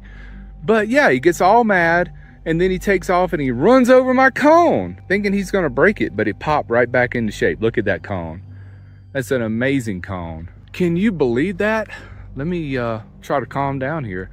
It just happened like 10 minutes ago, maybe 8 minutes ago. But yeah, he took off and there's his tracks and he ran over my cone, and actually it was actually over there. By the time he hit it, it flipped over there. But I put it back where it needs to be. Can you believe that? I offered to share my campsite with this guy and he's gonna blare his techno music. And I just couldn't believe it, you know? I'm a Gen Xer. This guy was probably, somewhere between 25 and 30. And you know, Gen Xers are cool. This is why I love Gen Xers, because we don't want everything. We don't want to own everything. We share whatever, you know. The guy pulls up, I'm way over here. He's way over here. Everything's cool. I know the situation. I've been there before when all the campsites are taken. You're desperate. The sun is about to go down, so you need a place. And I'm like, sure, no problem. And he's gonna do me like that? Starts blaring his techno music? No. I'll show him some good music. I'll get in there and I'll start breaking out my guitar and I'll jam some Stevie Ray Vaughan. I'll show him some real good music. But this guy, what a jerk. What is wrong with these young people? I'm 53 years old. You know, I don't want much out of life except kindness, peace, and respect. And he can't even do that for a guy who's offering to share his campsite? It's insane. So he took off, and I hope he don't come back tonight. He can't take me. He's like 5'7", 5'8". You know, I'm an old guy, and I'm lank, and I'm rangy though. If he takes me down, I'm gonna, you know, I'll wrap my long leg around his neck and I'll choke him out like an anaconda. You believe that? Look at my shadow. Look at that lanky body. Look at those long arms. Yeah, I'll choke him down. I'll choke him down to Chinatown. That was crazy. Yeah, I'm a little amped up right now. My goodness. The things that happen when you don't even expect it. I mean, what would you do in a situation like that? You should always say, unless you have a lot of people coming into your campsite, you should say, yeah, I'll share with you. Just as he was settling in for the evening, another traveler arrived. The man was driving a dark Toyota 4Runner, fully rigged for overlanding with a rooftop tent and recovery gear on the rear hitch. He explained that nearby campsites were full and asked politely if he could share Maddie's spot. Maddie, emphasizing respect and personal space, agreed without hesitation. At first, everything seemed fine, but shortly after setting up, the younger camper began blasting techno music just feet away from Maddie's van. The quiet ambiance Maddie had sought vanished instantly. Trying to de-escalate, Maddie approached and reminded the man that he was only able to stay there thanks to his invitation. The conversation, however, didn't go as planned. Tension quickly escalated, and before long the visitor decided to pack up and leave. On his way out, he drove over a bright orange traffic cone Maddie had placed to mark his boundaries. Though the cone wasn't damaged, tire marks remained, a subtle but telling sign of the underlying disrespect. Instead of reacting with hostility, Maddie turned the camera on himself and reflected. Just give me a little space. And he was going to park right here, and he was going to have all the way from the road all the way up to about, I guess, right here. And I was going to consider this my space right there. Wow. But yeah, when he started blasting that, I walked down here and said, you can't do me like this. I just offered you my campsite, and you're going to do me like this? Oh my gosh. You know, and I don't cuss a lot. Every now and then I'll say, like, I'll drop an F-bomb every now and then, very seldom. And I don't say GD because I just don't believe in that. I don't say GD, but I'll drop an F-bomb every now and then, and we might have exchanged a couple of F-bombs. But yeah, he just went psycho on me. I don't want a psycho camping next to me, especially if he's going to be blaring techno music. You know how I feel about techno music. Oh, I've made some really funny jokes in the past about techno music, but some of them are kind of true. And apparently this guy's been listening to too much techno music because, yeah, he went psycho on me, but he took off. There's his tracks right there. You can see where he kind of spun a little bit, and he took on off. Let's hope he don't come back tonight. But yeah, he ran over my little beloved cone here. But he didn't know that this cone is very flexible. Watch this. You can see his tire tracks right there in it. Hold on. Maybe you can, right there. But look, it pops right back. Look at that. You can't kill the Matty cone. Wow, what a day. All right, this is amazing. So I guess I'll check in tomorrow and tell you if he comes back and if, you know, I have to choke him out or not. But maybe it won't come to violence. But I think everything's cool. You know, I think he understands, you know, I'm a nice old man, but I have my limits.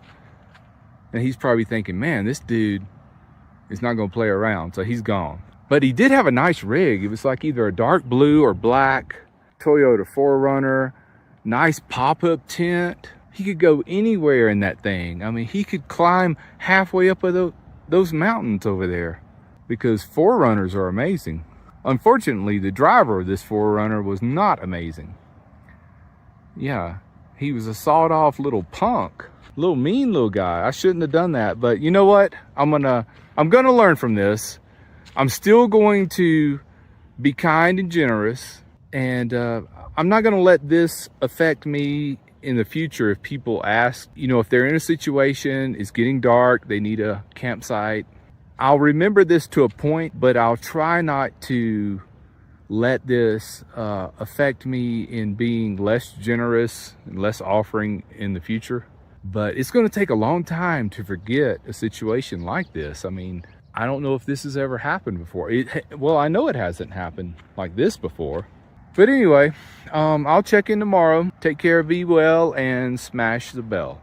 He shared his thoughts on how public land use often brings together people with vastly different expectations. His message wasn't one of outrage, but of understanding and caution. While van life often evokes images of solitude and natural beauty, this situation reveals a more complex reality: the challenge of navigating shared outdoor spaces. Maddie had all the right equipment to enjoy a peaceful stay: solar-powered fans, blackout curtains, even a rooftop storage box. But none of that could prevent human conflict. Some viewers believe the visitor simply lacked awareness. Others think he may have been stressed or unprepared. Either way, the experience highlights how even well-equipped travelers can overlook basic campsite etiquette. Should Maddie have stayed, knowing the visitor might return? Or would you have packed up and moved on for peace of mind? Have you ever faced a similar situation while traveling or camping? Leave a comment below. Your story might help someone else handle a tense moment on the road. Van life isn't always about sunsets and solitude. Sometimes, the biggest surprises come not from the wilderness, but from the people passing through it. If this story resonated with you, don't forget to like the video and subscribe. More first-hand experiences and lessons from the road are just around the corner. The world is filled with mysteries, some that defy explanation, and others we'd rather not get too close to. What hides in the dark corners of forgotten places often remains unseen, but sometimes people stumble far too close. This next footage comes from Ray RLC, a YouTube channel recognized for its exploration of eerie, off-limits locations. On July 14, 2024, two individuals set out to document their descent into an underground tunnel network, believed to be somewhere in the southern United States, based on their speech. Equipped with tactical flashlights, head-mounted cameras, and minimal gear, they step into an environment most people would avoid. The space is silent, cold, and unsettling. Faint signs of past visitors, scattered footprints, remnants of wildlife, and patches of disturbed earth hint that they may not be alone. All right, let's go. I guess let's go investigate. You think that was another mouse? Probably. It'd be cool if we found another mouse. But I mean, it's weird because it was deeper. Like, it was a deeper tap. Can a mouse actually make that kind of sound? A bigger mouse? Maybe. I don't know. More evil mouse. So. There's Mindat right here. Oh, this is weird. Look. Looks like something was right here. Because look. Yeah. This does not look natural to me. Look. There's more. Look, but there's two even ones, like there. The dirt's extra soft. Look at this. But nowhere else, see? Yeah, I do. Huh. Okay. Huh. Oh, look at that's like a collapsed area in there. Dude, that actually looks really creepy down there. Okay. So. Oh, whoa, whoa. That's Trestle. Shh. Wait. Okay, douse your light real quick. Shh. Douse your lights.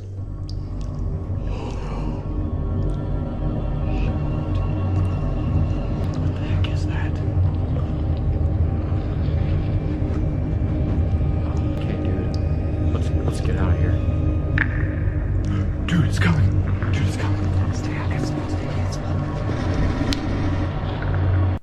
As they move deeper through the maze-like corridors, strange things begin to happen. At first, it's subtle. Faint echoes, odd sounds bouncing through the walls. But the further they go, the more the atmosphere shifts. At one point, they pause and turn off their lights to listen more intently. That's when it happens. Two glowing red lights appear in the distance, hovering silently in the pitch black.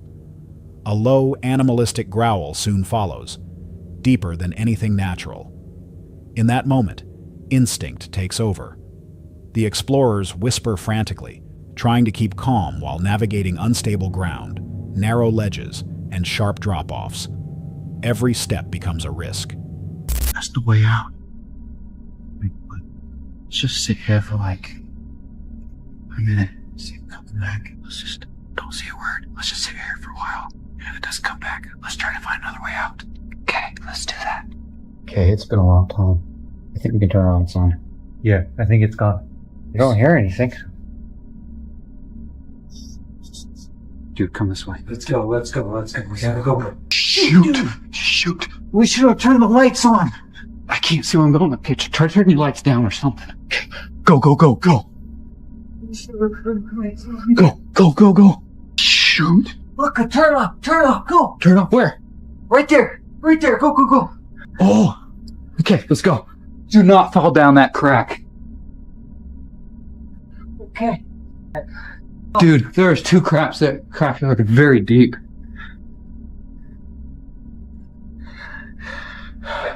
Shoot, wait. I have no idea. Dude, this is the only way to go. We can't go that way. Whatever that thing was, it's back there. It's back there. You gotta go this way. Okay. Oh my gosh. Shoot, dude, I don't think we can. Oh, let's sit here and just kind of think a little bit. We got a problem. We can't go that way. There's no other way. Because it's going to go that way and notice that it didn't find us. It's probably going to come back. I think this is a way out, but let's just kind of... I don't think it's coming right now. All right. Wait. It keeps going. Dude, it keeps going. Oh. Praise heavens. Dude, look at these cracks. Oh. I'm going to look. Oh my gosh. I can't even see the bottom. That's like 100 feet down. These cracks are enormous. Yeah. Keeps going. Whoa. It just keeps going. Okay. All right. We're in luck. Past that break, it gets going and opens up down there. Let's just go and see where it goes. Sure. Say a prayer. Yeah. I've already done that way back there. Nope. That's your head. Watch out.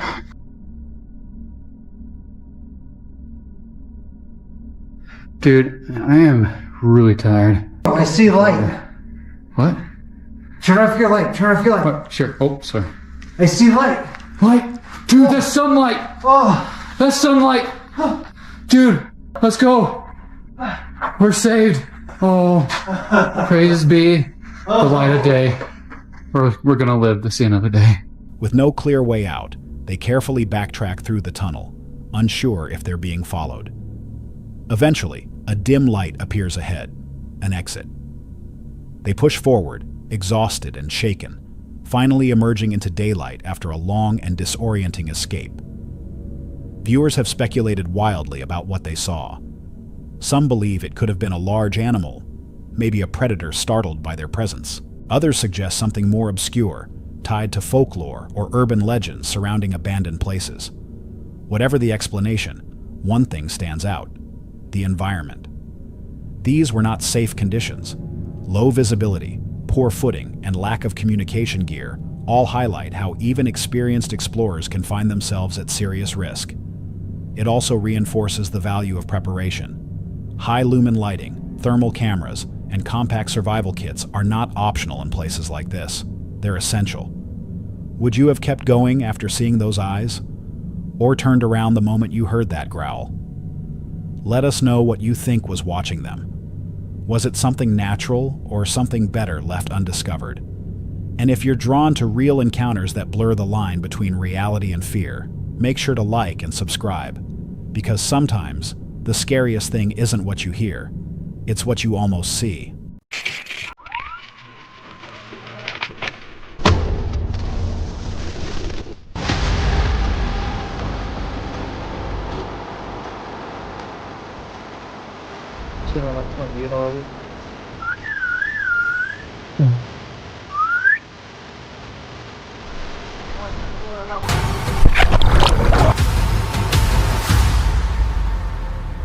Tonight, we look at 6 disturbing camping encounters caught on camera. Real moments, real danger. Don't forget to subscribe for more terrifying footage like this. Let's begin. On June 25, 2025, Dee's Dark Adventures returned with another late-night investigation, one that quickly spiraled into a chaotic and emotionally intense experience. Filmed deep in a secluded forest, the episode documents a solo exploration that began under already fragile conditions. Dee starts the video by admitting to a difficult day marked by a near loss of her phone and what she describes as a full-blown panic attack. Despite that, she heads into the woods alone, hoping to clear her head through the only method that brings her peace: confronting the unknown. Carrying only a flashlight, a camera, a trigger ball, and a voice recorder, she steps into the darkness. Almost immediately, subtle disturbances begin. Hope you guys are doing alright. I've had to do this intro 3 times and it's not like me. I had a horrible day today. Not trying to down you guys or get you guys down, but I about had a panic attack. My phone was taken and then I got it back. So I've been in a mess all day. iPhone, your iPhone, man. Anyway, I'm good, just stressed, so please mind me. But we're here. There's a lot of traffic. I'm hoping once we get down in here that it'll die down. But I don't know if they drove over us today or... Soft cracks, distant thuds, and faint footsteps surrounding her from all directions. Initially, Dee tries to rationalize the sensations, attributing some of her tension to traffic noise and her frazzled state. But the atmosphere shifts. Where are you? Hello? I gotta look at the phone because I can't. No way, look! Nothing's there.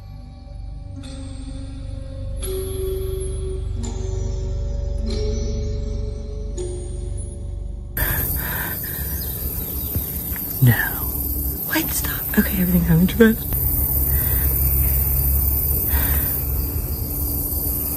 Oh, man, Jamie, I don't even know where the ball's at now. It just went up. There was leaf movement.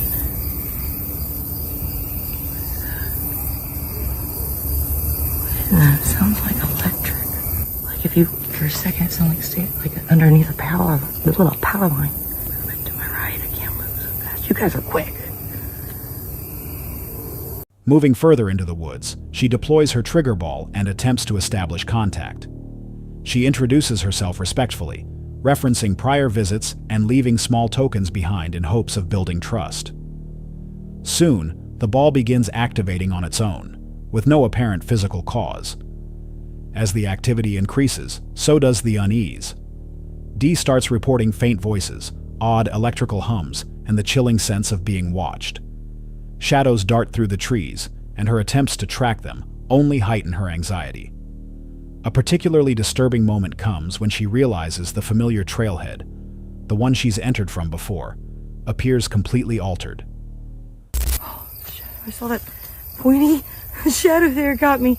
Okay, we're going to the entrance.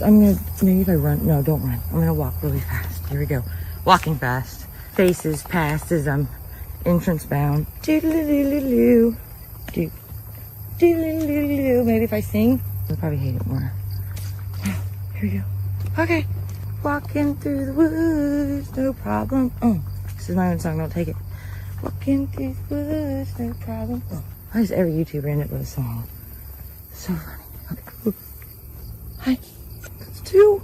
Come on, man. The ball has not went off. I think it's went off one more time since I've clicked it, and that's it. Landmarks are misaligned, and known obstacles seem to have shifted unnaturally. The disorientation adds a new layer of panic.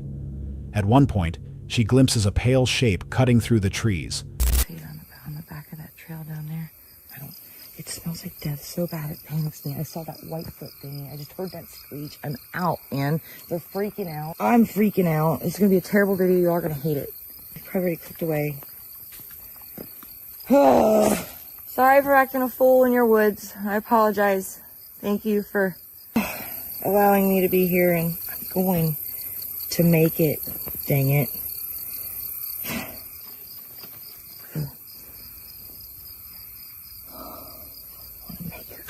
Over that thing. It's not under now, it's over. Did you get zapped or do you still work? You still work, but it hasn't gone off. Huh. Fine. Makes it even better. Whatever. Fast, indistinct, but unmistakably human-like. The forest's scent also changes, filling with a heavy, almost putrid smell she instinctively links to decay. Compounding her fear is the sudden silence of her once active devices. Even the trigger ball that had lit up earlier now sits still. Her inner monologue begins to unravel. Switching between humor, self-deprecation, and real fear, Dee tries to steady herself with jokes and even a brief song, but her voice wavers. Every step is more uncertain than the last. Equipment malfunctions, noises grow louder, and she begins to doubt whether she should have come alone. Toward the end of the exploration, the fear becomes overpowering. Multiple unconfirmed figures seem to close in. Her flashlight flickers. The weight of the forest presses in from all sides. She apologizes aloud, to both viewers and the forest itself, as she retreats in a hurried, panicked state. Her final push to escape is filled with whispered pleas not to be followed and repeated attempts to convince herself it's over. Eventually, she emerges from the woods, breathless, overwhelmed, and emotionally drained. She admits the outing might have been a mistake, one that took a toll far greater than expected.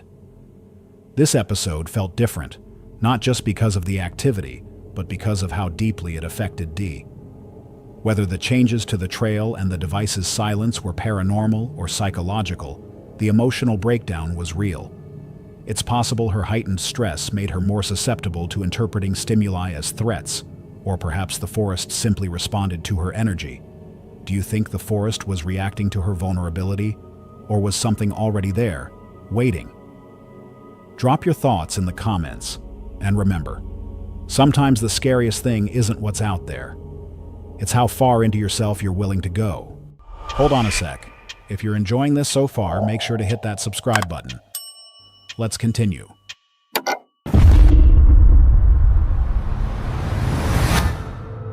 Uploaded on June 26, 2025, Fuzzy Dog Productions shared what initially seemed like another lighthearted travel vlog, complete with their usual humor, canine companions, and upbeat music, documenting a peaceful camping getaway.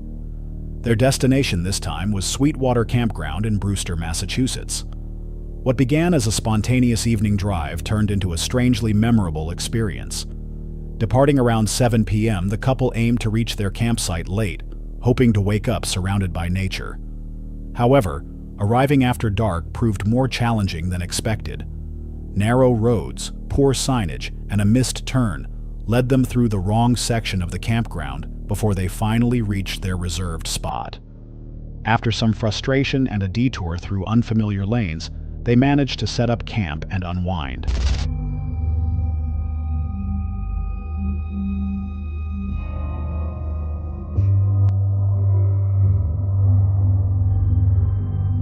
All right, coming in here was no joke. The roads were really narrow. The signage is pretty poor, especially at night. I mean, that's kind of our choice though. I mean, we found it, but we had to do this huge loop through the C section where we were supposed to be in the A section, and the A section was just honestly a quick left that we missed. So user error, as always. I mean, what are you gonna do? But we're here, we made it, started a fire, gonna chill out. So we really drove 2.5, almost 3 hours to find lobster rolls, and that's what we're going after. We're looking forward to it tomorrow. It's gonna be a great day. The location was just as they'd hoped, wooded, quiet, and tucked away, providing the ideal escape. They ended the night around the campfire, looking forward to exploring the area and finding local lobster rolls the next day. But the following morning brought an unexpected twist. Around 5 a.m., while they were still asleep, someone quietly entered their site and rummaged through their belongings. The first sign of trouble was subtle. Something seemed off. Eventually, they realized that all of their top-shelf alcohol was gone. Even more perplexing, it had been replaced with unfamiliar, off-brand bottles. This wasn't ordinary theft. It appeared someone had deliberately swapped their high-quality drinks with cheaper alternatives. You might have taken more, I don't know. Wow. That's crazy. We got robbed. Why didn't you take the Annie's mac and cheese? Was this there? Is this the Dalby thing? I bet it is, right? Morning. We had a guy walk through here probably about 5 in the morning. The dog was starting to bark. We don't know how long he was here, and he stole all our booze. Literally went through the back of Luna, took the Drambuie for the recommended drink, and just kept walking. Wow, lesson learned. Not only did he take our good stuff, he left us shitty stuff. We're definitely a little shocked that this guy went through all of our stuff. This lady here, Mrs. Fuzzy Dog, she's just pissed. Rightfully so. It's just weird. There were no signs of a break-in, no damage, no mess, just a strange, deliberate exchange. The fact that the intruder brought replacement bottles suggested they had come prepared. The family's dog had barked during the early morning hours, but at the time, it hadn't raised much concern. In hindsight, it was likely a warning. Though unsettled, they continued with their day, trying to shake off the odd experience. They visited several local spots, sampling lobster rolls and taking their dogs for walks through the Cape's scenic parks. Food and fresh air helped restore some sense of normalcy, even if the memory of the strange intrusion lingered. There he is. We are leaving this place. This place is beautiful. It's huge. It's heavily wooded, so we feel like we're in the woods. This is really exciting, especially after the morning. But we're going to forget about that morning. We're going to go get lobster rolls. We're going to go get booze. I don't know. We're going to go find an adventure. Get these dogs for a long walk, probably at one of the state parks out here on the Cape. Let's go. Cheers.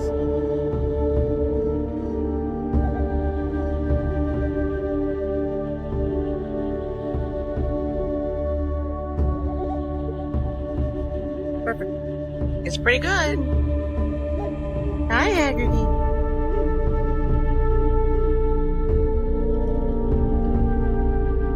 We are still on the elusive hunt to try to get or restock our booze for the recommended drink. They had neither. He, at least the first place used to have it. This guy didn't. He was like, no, we don't have that.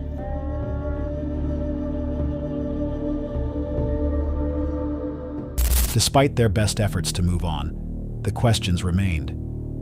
Who had come into their campsite? Why go through the trouble of swapping bottles instead of simply taking them?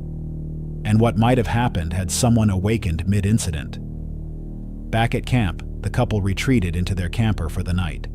Still unable to recreate their usual drink due to the missing ingredients, they made do with what they had. The trip ended on a quieter note, but with a lingering sense of unease.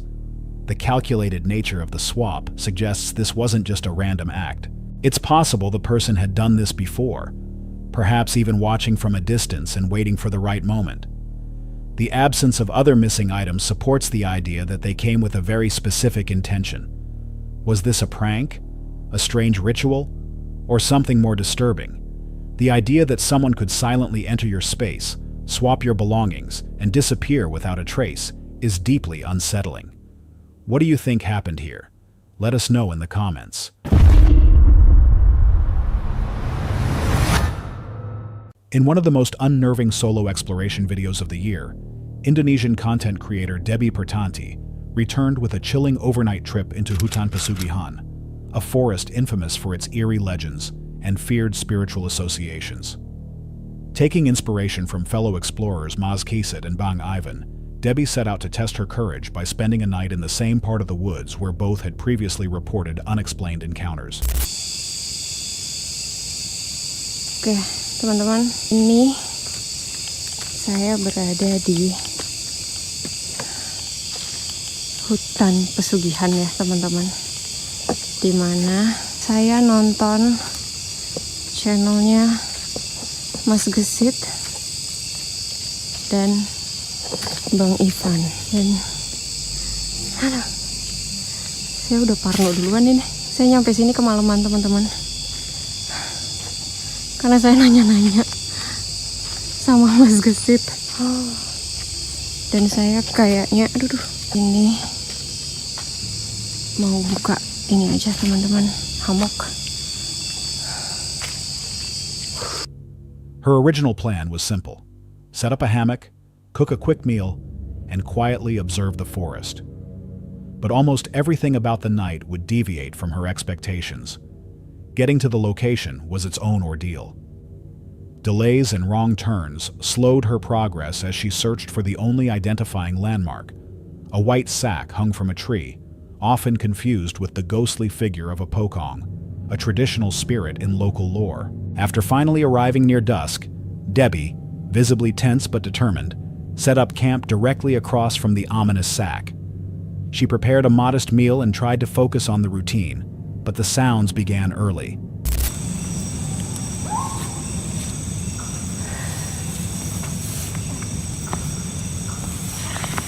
Hal yang paling mengerikan di hutan adalah binatang, teman-teman.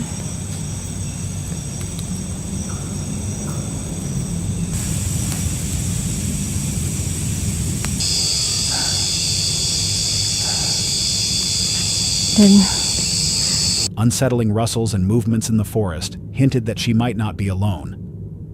At first, she brushed it off as wildlife, perhaps monkeys. Yet as the night deepened, the noises became harder to ignore. Whispers, faint cries, and something that seemed to circle her location just out of sight. At around 11 p.m., things escalated. Debbie was abruptly jolted awake, claiming something heavy had fallen on her hammock, forcing her to the ground. Shaken and no longer willing to sleep exposed, she packed up and began walking deeper into the woods with only a flashlight and her voice. Kom.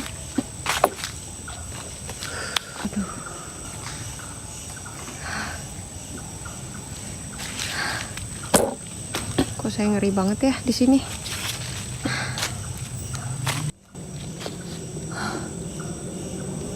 Assalamualaikum, saha.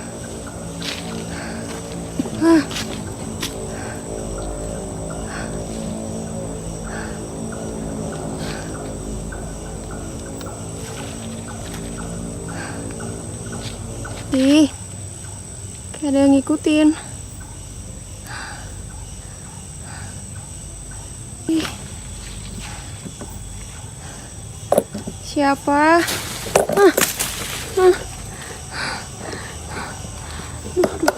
Softly repeating prayers to maintain composure.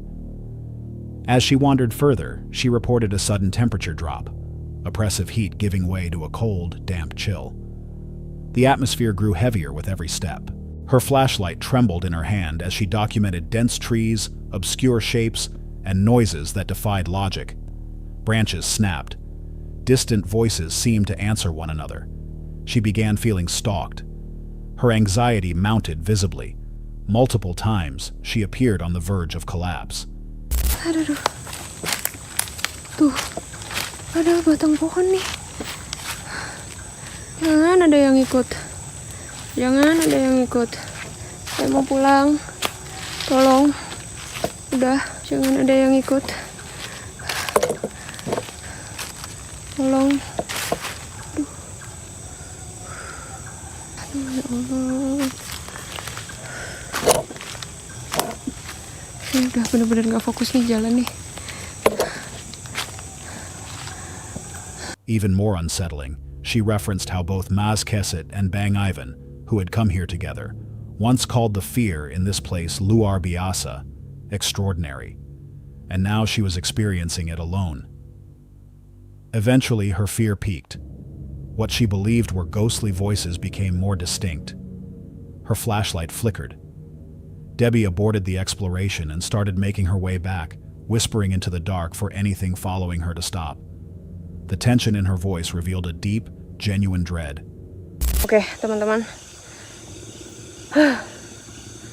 Luar biasa banget, dan ini saya udah lagi jalan untuk ke warung, teman-teman. Kayaknya saya mau tidur di warung aja, teman-teman, karena udah bener-bener nggak sanggup banget. Luar biasa terornya. Udah ketemu saya pada saat di warung ya, teman-teman. Biar saya fokus jalannya, biar bisa cepet. Oke, mantap.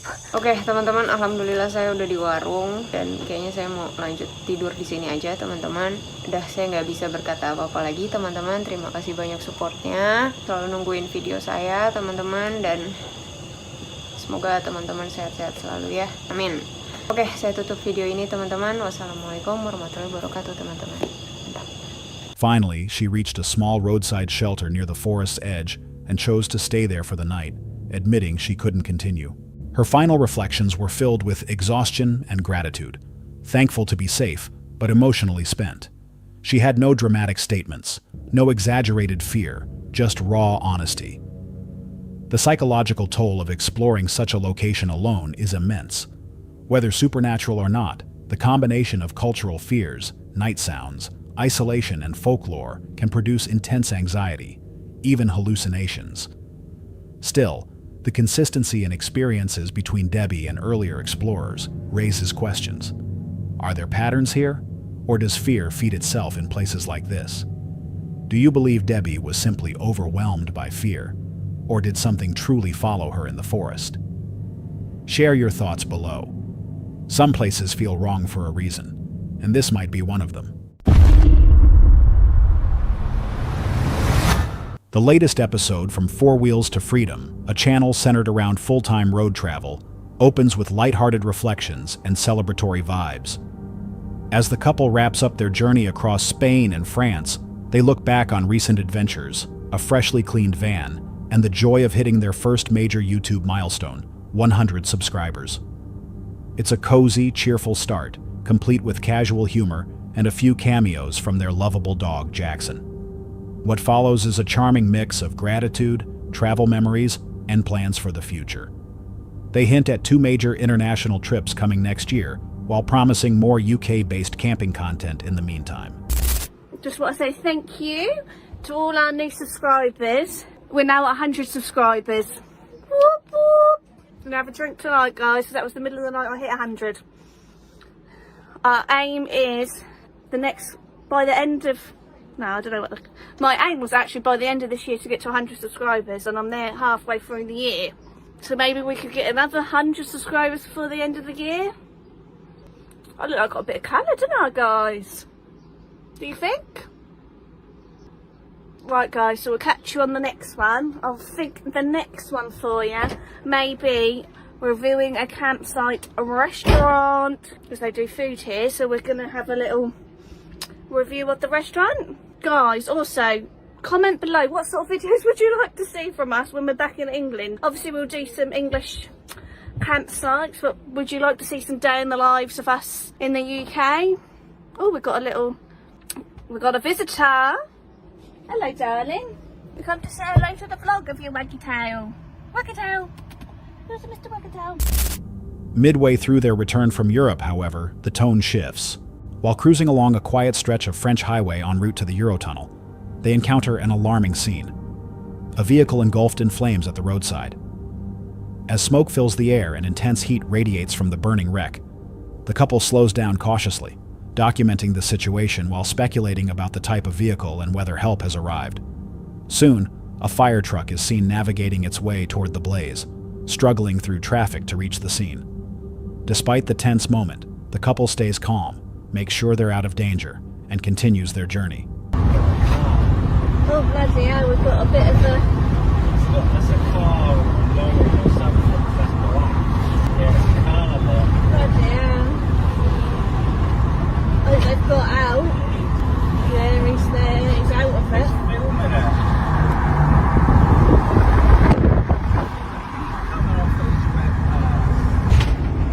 Bloody hell. Taking the window up, I think. You could feel that heat. Whew. I don't know, I got it on film. Electric fire. That's the fire engine there, trying to get through. Definitely some heat coming off it. Yeah, definitely. Bloody hell, guys. Just as we touched back into the French border. Just like that, guys, we're on our way home. Well, to the Eurotunnel. We're now going to get the Eurotunnel. Yeah, we're in Bray-Dews or something like that. I'll put a little thing there, you know what I'm like with my pronunciations. Yeah, I'll put a little clip of the beach from yesterday. Once safely past the fire and through the French border, the vlog returns to its usual upbeat tone, complete with beach memories and a lighthearted sign-off. The video is a perfect snapshot of van life in its truest form. Unexpected turns, real emotions, and a mix of everyday joys with occasional jarring moments. The sudden appearance of the roadside fire added an unpredictable edge to an otherwise relaxed road trip. It's a stark reminder of how quickly things can change on the road. While the cause of the fire remains unknown, viewers are left wondering if the vehicle's occupants made it out safely and how fast emergency response times are in more remote areas. Have you ever encountered something this intense while traveling? Share your own stories or thoughts in the comments below. Life on the road is full of surprises, some you plan for and some you just have to react to. On June 23, 2025, Off the Walls After Hours made a highly anticipated return to a site that many longtime viewers would instantly recognize: an abandoned trestle bridge hidden deep in the woods. Their previous visit to this location had already hinted at something strange, and their return only confirmed that something wasn't right.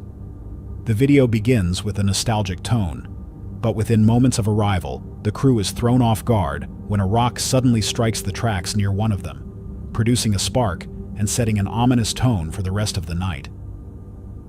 As they move through the overgrown paths, led by the familiar trio of explorers, subtle yet disconcerting changes became evident. The trail they remembered had shifted, landmarks had faded, vegetation had overtaken spaces that once seemed open, and most disturbingly, there was silence. The absence of spring sounds like birds or insects was noted almost immediately. Oh yeah. Buddy thinks he's LeBron or something. Let's go check the hole first. Oh yeah, it's been a while since we've been here, bro. There's a trail still, yeah. Oh yeah. And there's just like a center part right here that's like no grass. Was it like this last year? I don't know. We came here so late last year. It is. It doesn't look like anything. The paint and shit looks like it's like starting to get covered. That's weird. This shit looks like it's been like abandoned. Yeah, it's been a while. Interesting. So we were just sitting here discussing, because it's pretty quiet. Not crickets, no birds, it's spring, which is really weird, but there's no noise. We hear a ringing in the distance. Don't know what that is, but Tony was saying that, what were you saying again? It's very quiet around us. People say that it's like something scary in the area, like a predator. Yeah. So we're gonna go down to the Trestle and check that out. Hopefully we are good. While continuing toward the bridge, conditions worsened. The area had become more waterlogged than before, slowing progress. One member injured his ankle, further complicating the trek. During a pause to rest, they became aware of sounds around them, footsteps and movement through the nearby brush. These noises circled them, always staying just beyond their flashlight beams. Jordan just twisted his ankle right in that area. Oh, I didn't tighten this. Oh, that hurts so bad. Cut the lights. Put on the bow if anything. I have no low on this, I don't think. That fucking hurts so bad, guys. He's like, we might need to call it a night, boys. Oh, then you'd have to walk back. We do.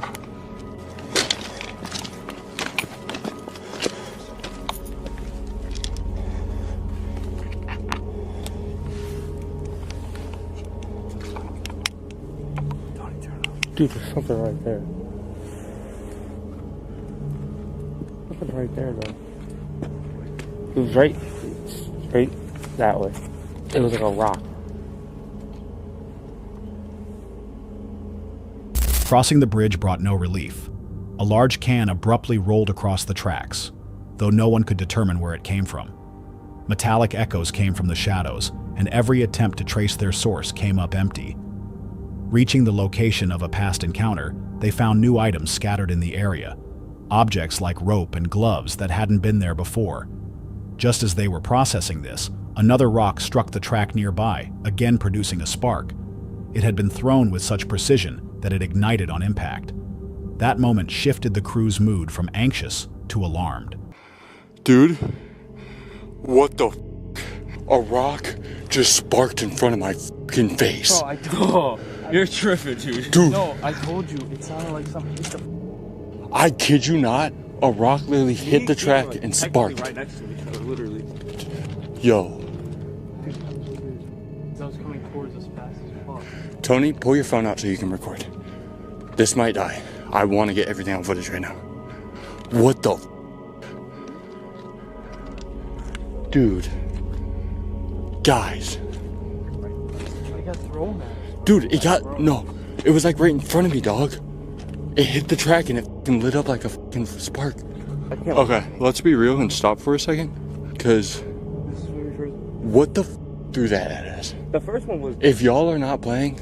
I swear to God I didn't throw shit. Because literally me and Keegan were walking Dude, right I know, I like want to, like, I know it wasn't you guys, but I want to believe it was you guys. The second one was because it was a I big literally rock. saw it come into my eyesight. I kind of want to sit here for a minute.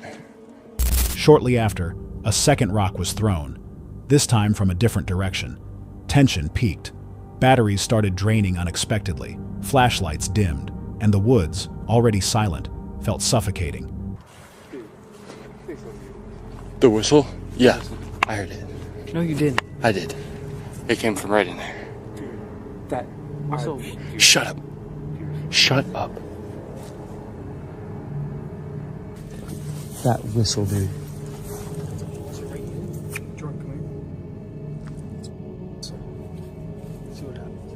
Who's got a lot, Tony? You got a lot of whistles?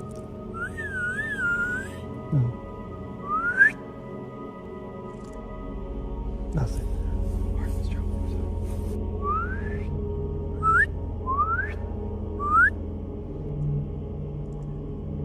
Then came the sound that unnerved them all, a distant whistle cutting through the night. It wasn't random, it repeated. It felt deliberate.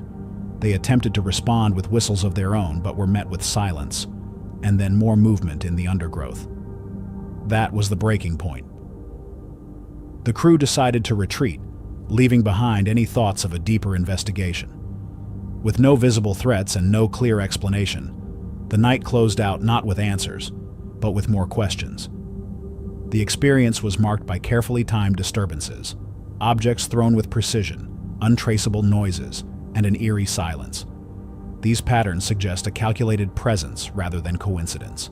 Was it someone, or something, watching and reacting to their movements? Could this be the same entity from their previous visit? And if so, why return now, just as they did? Let us know what you think might be behind this unsettling encounter. On February 5th, 2018, YouTuber Azra Pluto uploaded a video that quickly gained attention, not for its relaxing summer vibes, but for capturing a real-life brush with death in one of the world's most dangerous environments. The footage begins innocently enough.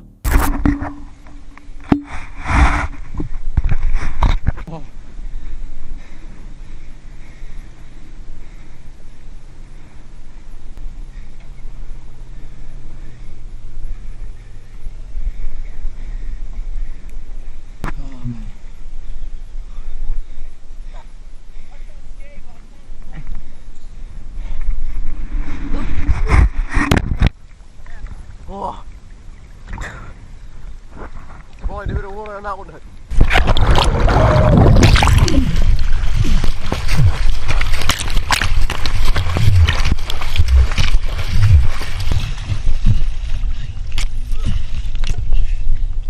A group of friends had ventured deep into the wilderness of northern Australia, seeking relief from the intense summer heat. They came upon a quiet, scenic river, lined with dense greenery and calm water, seemingly the perfect spot for a swim. As part of their fun, one member of the group secured a rope to a sturdy tree branch. He prepared to launch himself into the river, expecting nothing more than a cool, playful splash. But what followed was anything but routine. Just as he swung out over the water and dropped in, the stillness broke violently. From the depths, a massive crocodile surged upward, its jaws wide open, aiming directly for the man's legs. The attack was sudden, ferocious, and alarmingly close. The man narrowly avoided the reptile's strike, hitting the water just far enough to escape. In a flurry of panic and survival instinct, he managed to claw his way to the bank, trembling, soaked, and in shock. Though he didn't speak, his expression told the full story. The proximity of the predator, and the raw reality of what could have happened, was written all over his face. The peaceful river, once inviting, had transformed. What seemed like a harmless stretch of water now appeared sinister, its calm surface hiding a lethal ambush below. Crocodiles are apex predators with incredible patience. They often remain motionless beneath the water, waiting for the perfect opportunity to strike. The man's movement on the swing likely triggered the attack instinct. It's possible the crocodile had been silently tracking them from the moment they arrived. Was this a random encounter, or had they unknowingly walked into the territory of a highly territorial predator? Let us know what you think. How would you react if you found yourself face to face with danger beneath the surface?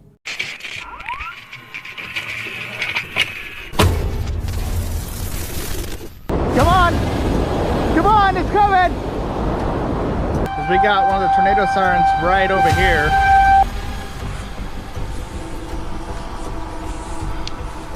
Hello? Bu kurt 1, 2, 3, 4. Bak.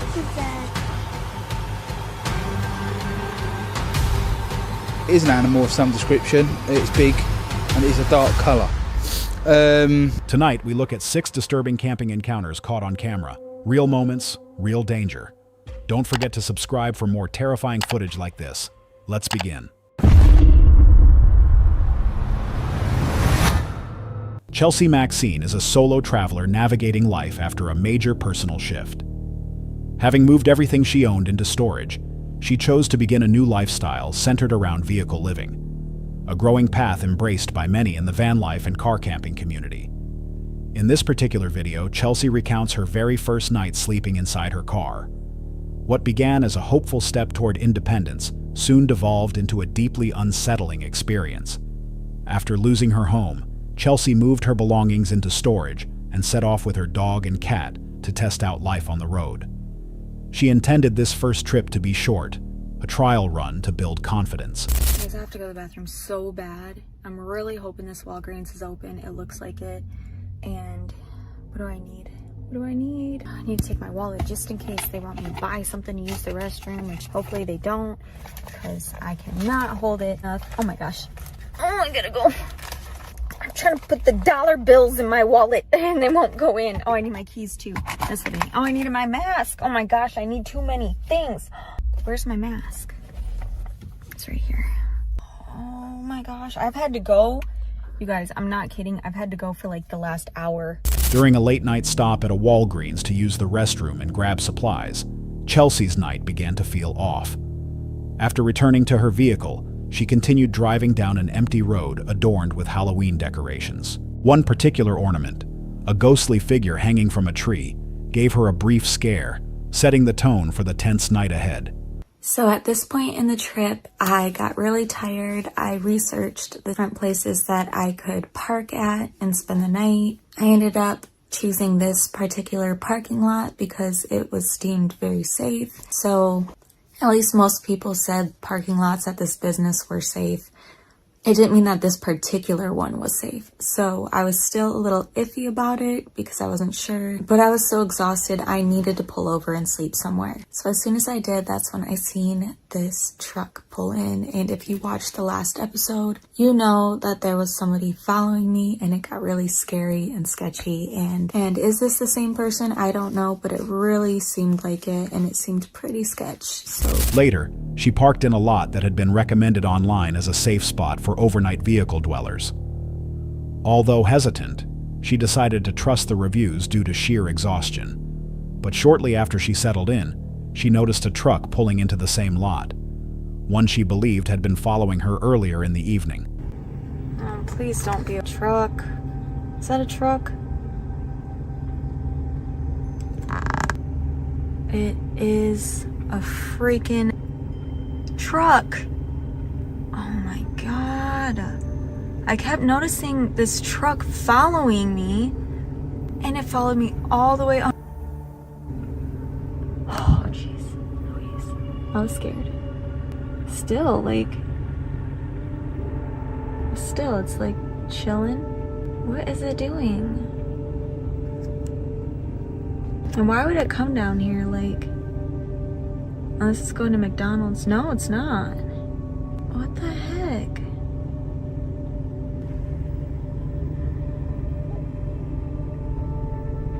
I hate this. I hate this.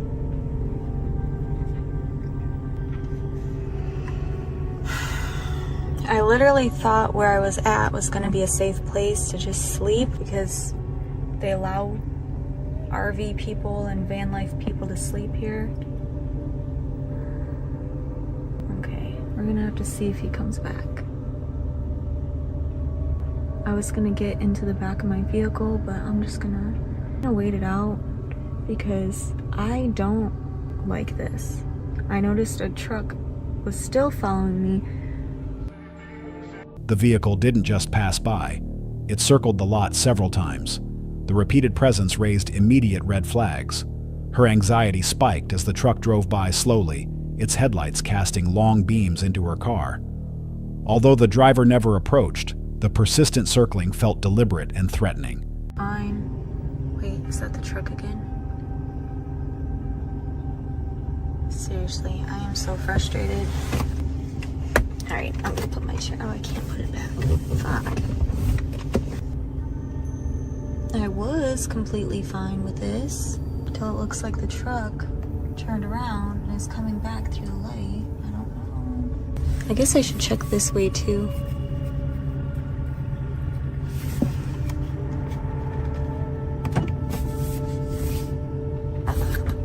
It is a truck coming right on down this way again.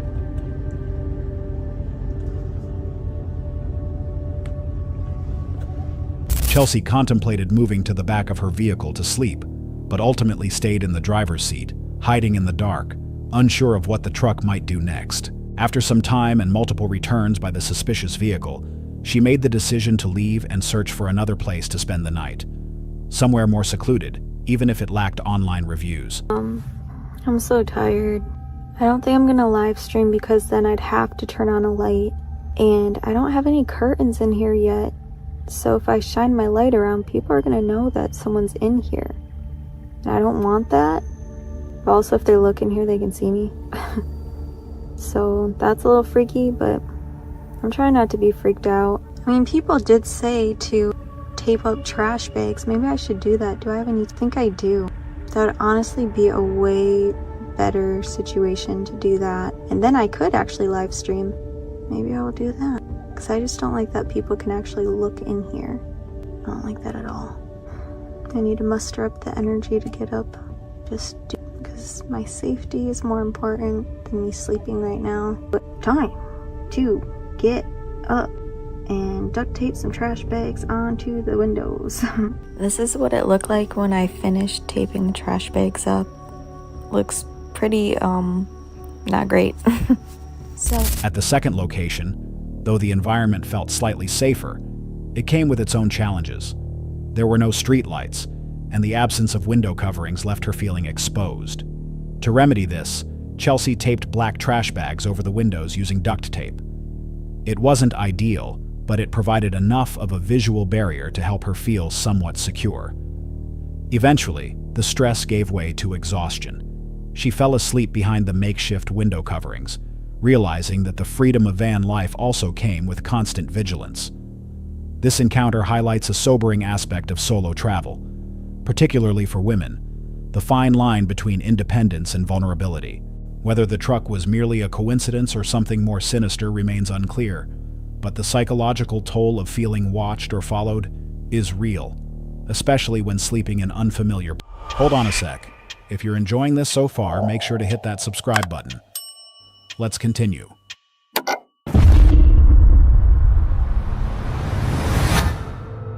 Uploaded on March 7th, 2022, this video from the Tyler Wood Camping channel began as a simple overnight truck camping trip in the countryside of Iowa. Tyler and his friend Marvin had planned to unwind at Yellowbank's Campground, with Tyler sleeping in the back of his modified truck and Marvin setting up in a hot tent nearby. The goal was modest: test out some new gear, enjoy a homemade dinner, and share a relaxing evening under the open sky. But what started as a calm night in nature would soon spiral into a full-blown survival scenario, one driven not by mystery, but by raw, unforgiving weather. Hey guys, welcome back to another video. I am out here at the beautiful campgrounds known as Yellowbanks. I come here quite a bit actually. I did few modifications to the truck, as you guys are gonna see. Everything's still not complete. I learned on going on each adventure that I'm gonna keep adjusting the sleeping quarters that's gonna work best for me. So I did do a little bit of modification. Here's kind of the outside view of it. It was storming, raining pretty bad It said it was going to rain all night, but I don't think it's going to. But hey, bonus if it does. And here we go. We got the back. As you can see, I did add some carpet. I don't think that light setup's going to actually work, so I still might have to find out, try to get some different lights. But I did add carpet to the top. It's not all complete yet. Like that corner's not complete. Nothing down along the window. But yeah, so I did add the carpet on top and on the bottom. If you guys are curious how I did that, because I got a quote, it was like $900 to add carpet to the topper and to the bed of the truck, and I did it for 40 bucks. He's gonna have his little setup over here, and I'll be sleeping out the back of my truck. Tonight's meal, we're gonna make SOS, or I don't know if this is the correct term, but my grandma would always call it shit on a shingle. So we're gonna make shit on a shingle, SOS, chip beef, some people call it. We're gonna make that tonight, and then in the morning we're gonna make some scrambled eggs and bacon burritos. And of course, all that wouldn't be complete without some of the Fowler's Makery Mischief spicy chipotle sauce. And we do have that bottle, that $700 bottle of the Macallan 18. It's an 18-year-old Scotch whiskey. We're gonna go ahead and bust that out because I forgot, as part of the last video where I paid off the Jeep, we were gonna celebrate. I didn't even get around to it. So we're gonna be taking a few shots of that tonight. Now, if you use a little bit. As the video begins, Tyler showcases his truck's interior improvements, carpeting, lighting setups, and storage organization, done DIY style to avoid the steep price of professional work. Dinner was next on the agenda, with plans to prepare a hearty, nostalgic dish, paired with a bottle of fine Scotch whiskey as a celebration. But subtle changes in the sky marked the start of something ominous. I don't know if you guys can hear that. Our phones are going off saying that we're in a tornado warning right now. Yes, sir. If you're not from the Midwest, you wouldn't understand, but we love tornadoes. We don't get scared. We don't run away. We go out and we chase them. We show them who's the boss. This is our turf. It's our block, right? So yeah, dome up. Dome up. It's our hood. It's our hood, right?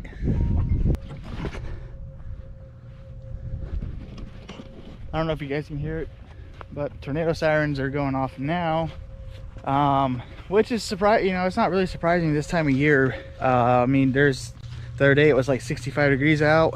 Day before that was like 20 degrees. So weather fluctuating like that, hot, cold, perfect brewing temps for a tornado. So, but then again, don't listen to me. I'm not no meteorologist or whatever the hell they're called. I'm just a guy who enjoys the outdoors. All right, so most of this video is probably gonna be hard to hear me because we got one of the tornado sirens right over here. It's really loud, so I figured we probably should start making dinner now in case something were to happen. So yeah, hopefully you guys can hear me during this part. This was not planned, by the way, but makes for good content. I mean, kind of put you on the edge of your seat. We're not too worried. We got a couple of fields back here, the main road through there. We'll find our way out if we get in center of a situation where we have to leave in a hurry. So everything's kind of still put up on my truck. And so if we do have to hurry up and throw stuff in the back and then take off in case if a tornado does come, we are ready. Clouds thickened. The air cooled. Within minutes, phones began to buzz with tornado alerts, and the first sirens broke through the sound of the wind. Despite the warnings, Tyler and Marvin pressed on with their plans. In the Midwest, tornado sirens aren't unusual. Often, they pass with little more than heavy rain. Still, they began to take precautions. Dinner was prepared quickly, gear was packed loosely in case of evacuation, and they remained alert. All right, we might have to abandon. Come on, let's go. Come on. Come on, it's coming. Gotta leave the food behind.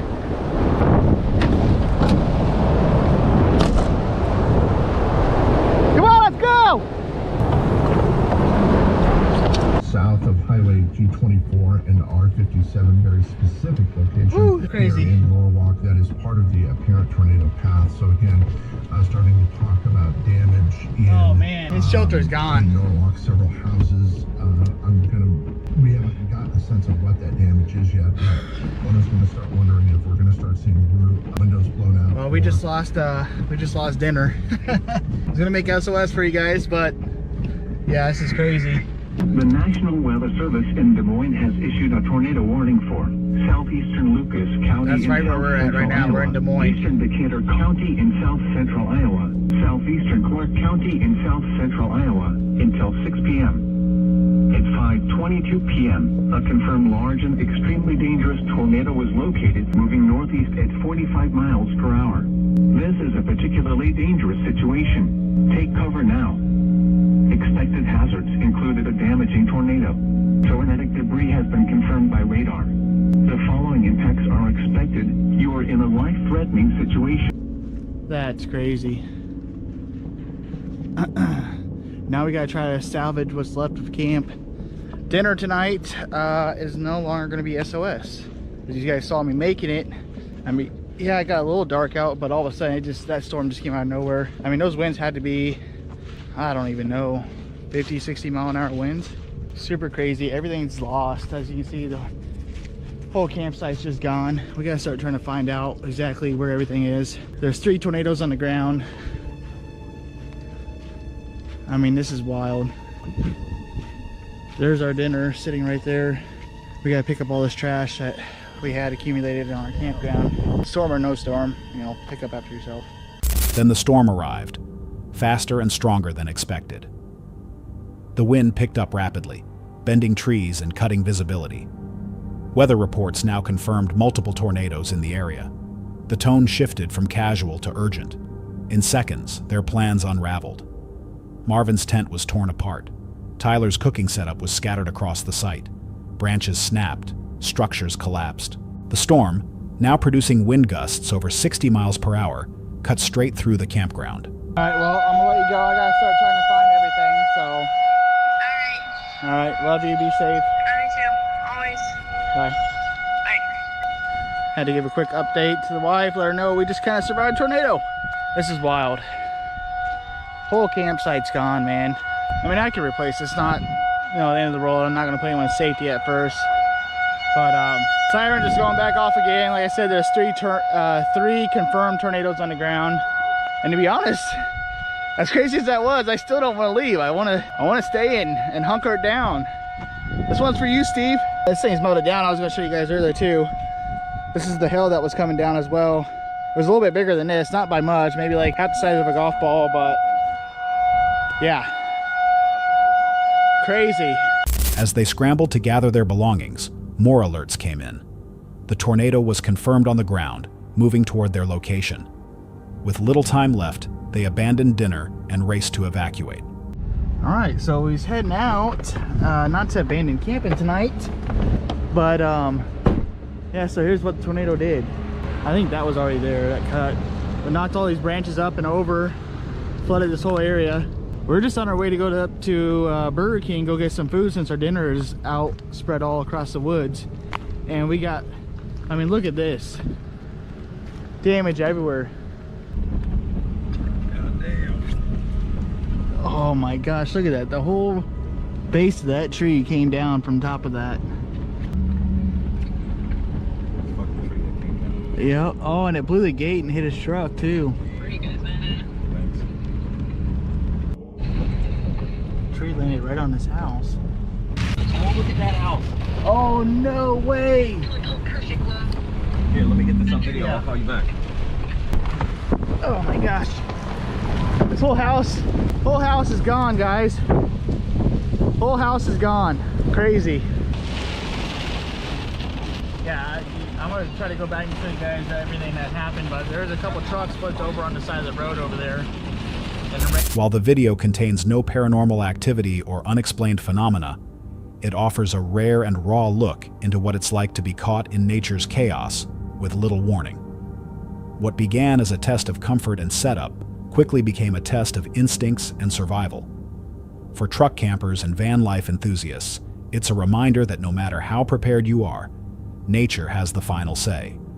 Even seemingly calm locations like open campgrounds can become dangerous in a matter of minutes. If the tornado had arrived just minutes earlier, would they have made it out in time? Could their campsite choices have put them directly in the storm's path without them realizing it? Let us know what you think. Have you ever experienced a sudden weather shift that turned dangerous?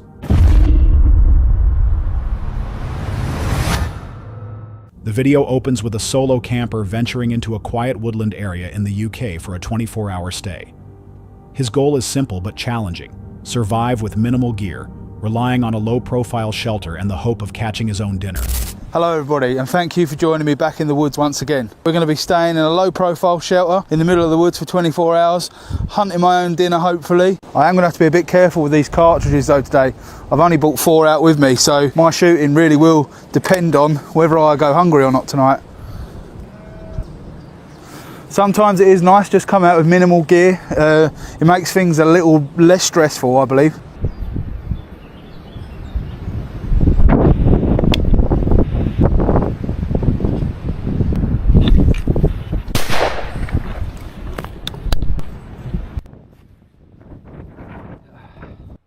Right, so that's one in the bag, and to be honest with you, if it is just the one that I get, I'm very grateful, and I'm very grateful to the animal.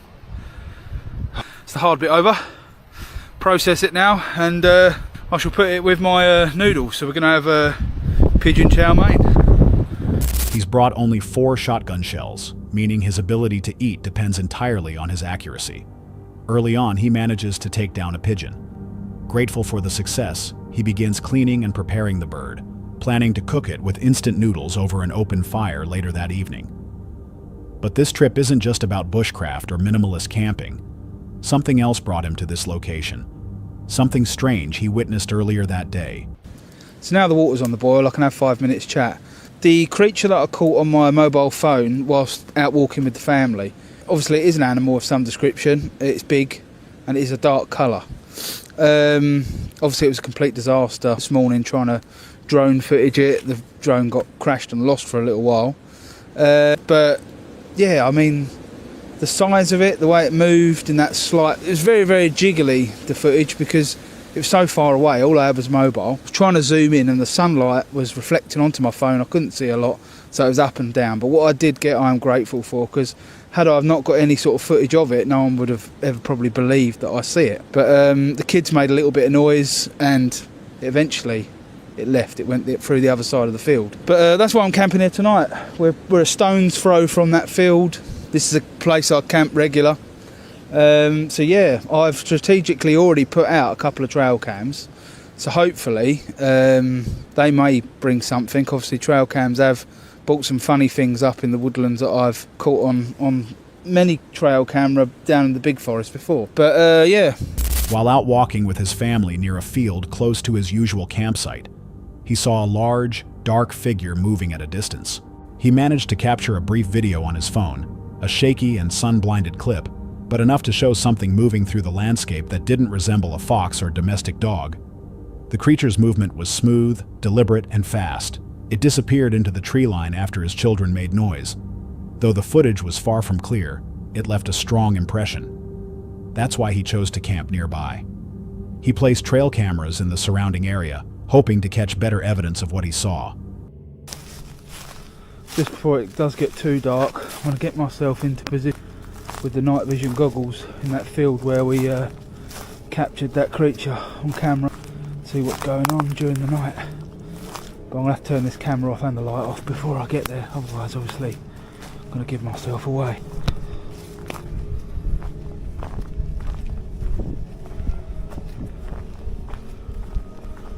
I definitely don't think it was a fox, and there's definitely no dog. It should be over in that area, poaching or not poaching. It didn't look like a dog to me. There should be no dogs over here whatsoever. For the size and length of that animal, it definitely wasn't a fox, not in my opinion. So I'm just on my way back into camp now. There's nothing about, obviously, as we thought. You don't get lucky twice, do you? So I'm going to go back and enjoy the rest of my campfire and my evening up here. The wind is still pretty high, but yeah, we'll just hope that the rain holds off. We're not due any, but like I say, we're in the UK and you can never guarantee the weather. So see you in a minute back at camp. As night fell, he prepared to head back toward the field, equipped with night vision goggles and his light turned off to avoid detection. Despite sweeping the field slowly and carefully, he found nothing. No eyeshine, no movement. The landscape was quiet, windswept, and empty. Eventually, he returned to camp, resigned to the fact that such encounters rarely repeat themselves in the same night. Back by the fire, he reflected on the sighting. It hadn't looked like any known animal, certainly not a fox, and no dogs were expected in that area. But he made no exaggerated claims. Instead, he acknowledged the strangeness and left it at that. While the footage is inconclusive, it fits a pattern familiar to those who followed reports of large black cats in the UK, commonly referred to as British big cats. Often described as panther-like or resembling pumas, these creatures have been reported by farmers, hikers, and hunters for decades. Sightings tend to share the same traits: large, dark, fast-moving figures spotted in remote countryside areas, often vanishing before anyone can get a clear look. Some believe these are escaped exotic pets that have gone feral, while others think they may be misidentified native animals, or even the remnants of long-forgotten populations. This latest encounter may not provide definitive proof, but it adds another thread to a long-standing mystery. Was it truly an unknown predator roaming the countryside, or simply a case of mistaken identity and fading light? Have you or someone you know ever seen something similar in the wild? Share your thoughts in the comments. You never know who else might have seen the same thing. On April 13th, 2025, a UK-based camping YouTuber returned to the hills after a long absence. Joined only by his loyal dog, Fendi, he set out into the moorlands hoping to reconnect with nature and find a moment of peace.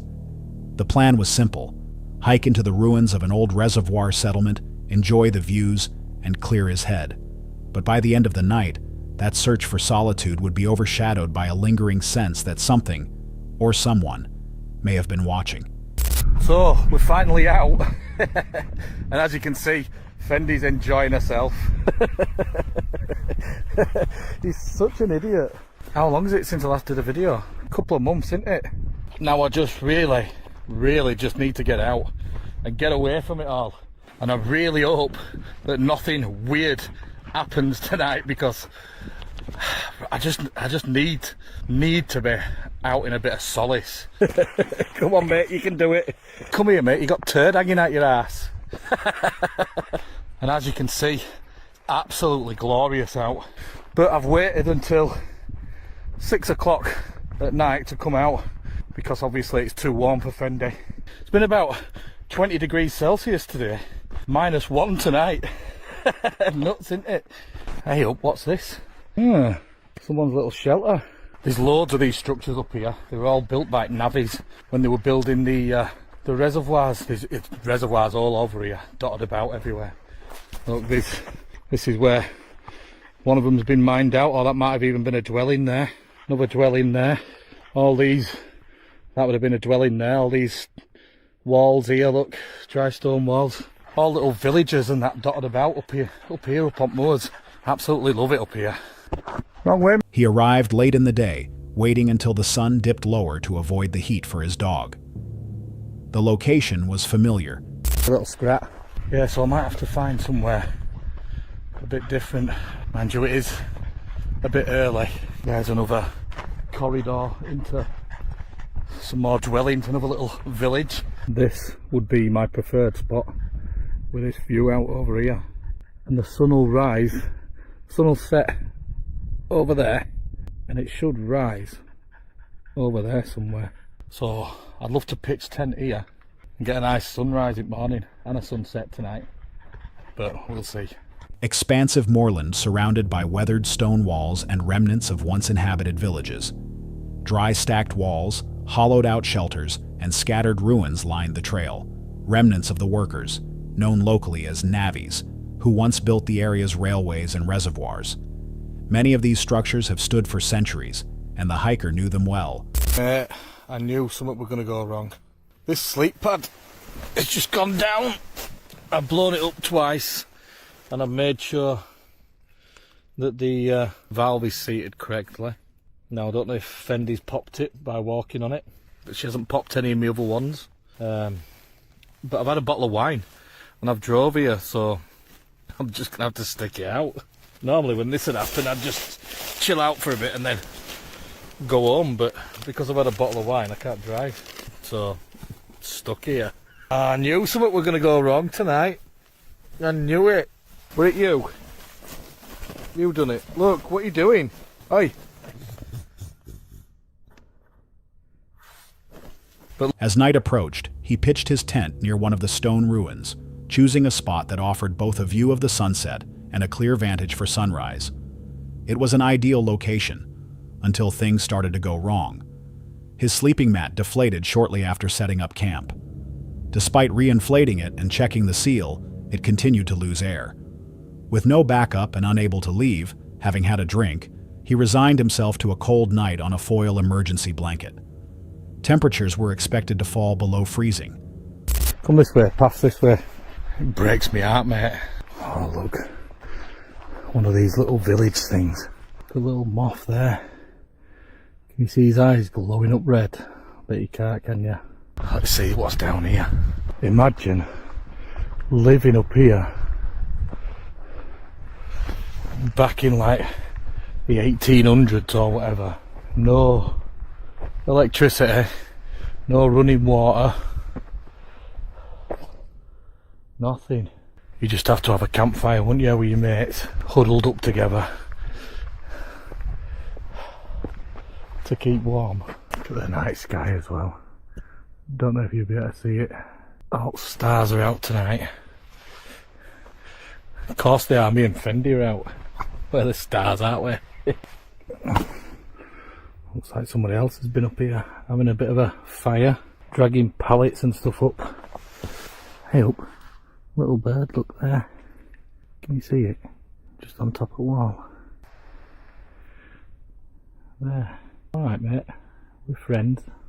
Later that evening, he ventured out with Fendi to explore more of the abandoned structures.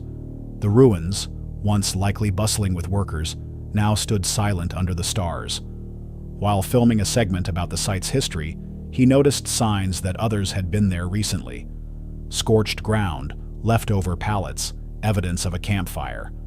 Then something changed. A sound or movement in the distance briefly caught his attention. Though he chalked it up to wildlife, the moment lingered. There were no other tents nearby. The nearest road was miles away. Right, I'm gonna see if I can get my head down for a bit on this crappy mat. If anything happens, then I'll let you know.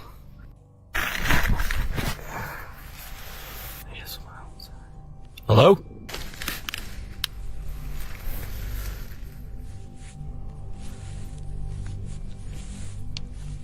Hello?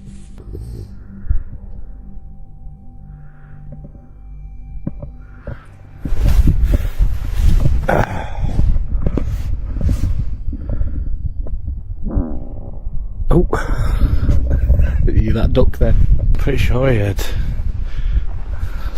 some footsteps, but it's probably a bird, isn't it? No sheep about, I can't see any eyes anyway. Oh, look how pretty it is.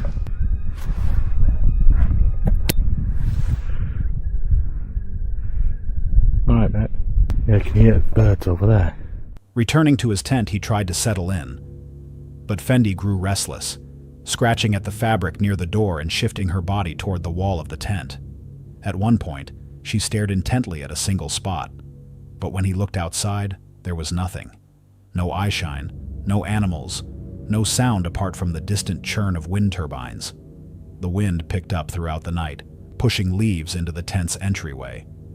He continued waking, adjusting his gear and checking on his dog. The unease never fully left. This wasn't a story of horror, but of subtle discomfort. The kind that settles deep in your gut when the world feels just slightly off. The location's history only adds to the weight. These hills were once filled with hard labor, isolation, and likely tragedy. The ruins stand as a reminder of lives long gone, but perhaps not entirely forgotten. Was it just wildlife rustling in the dark?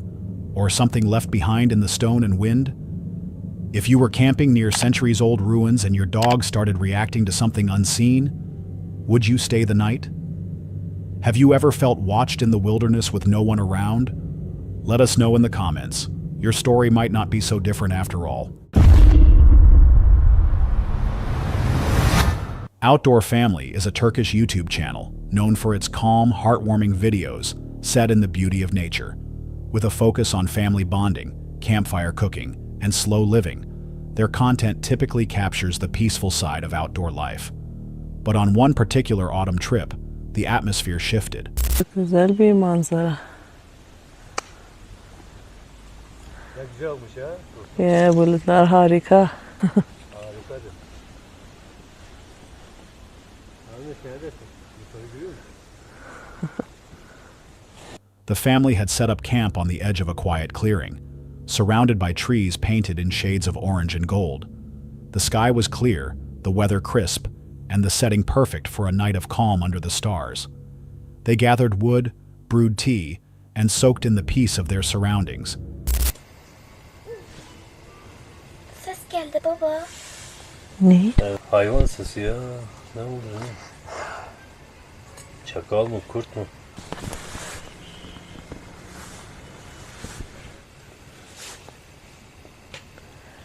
Bir şey gözüküyor mu? Yok bir şey. Ha? Yok bir şey. Bu etraflarda hayvan çok. Kurt var, çakal var, ayı var. But as night fell and the shadows lengthened through the trees, the silence was gradually replaced by something far less comforting. At first, the sounds seemed normal. Twigs breaking in the distance, faint howls, wind rustling through the branches. But after the fire died down and the family retreated to their tent, the sounds grew closer and more defined.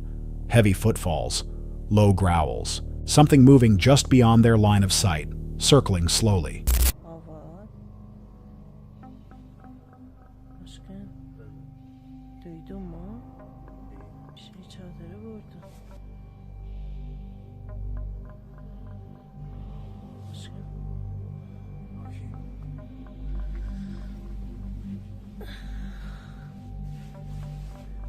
Aşkım dikkat.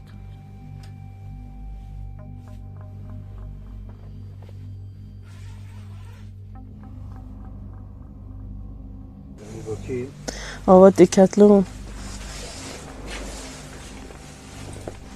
Avat. Efendim? Neredesin? Buradayım canım, geliyor. Neydi? Bilmiyorum. Bir şey görmem. Hayvan mı lan? Bu etrafta. Hadi canım hadi. Hadi gidelim. Bir şey yok. Inside the tent, their dog began to stir and grow restless. Moments later, something struck the fabric from outside. There were no other people in the area. Everyone in the group was accounted for. The father stepped outside with a flashlight, scanning the clearing, but nothing appeared. Despite the lack of visible threat, the feeling of unease settled deep. The rest of the night passed with broken sleep and tension. Ne oldu? Şey mi buldun? Her yer çamur ya. Baba bu neyse? Bu mu? Bu kurt. 1, 2, 3, 4. Bak. Çok güzel. Çok büyük ya. Görüyor musun? Evet. Hadi büyük. Dün gecedeki kurt olabilir. Burada her ne izi istersen var ya bak. Domuz, inek, kurt. Ayı da olabilir. Bak. O da var. Hadi gidelim. Çok güzeldi ama. Afro'da arabaları. Evet. Onu demeydi. Geldi o taraftan. Onu araba.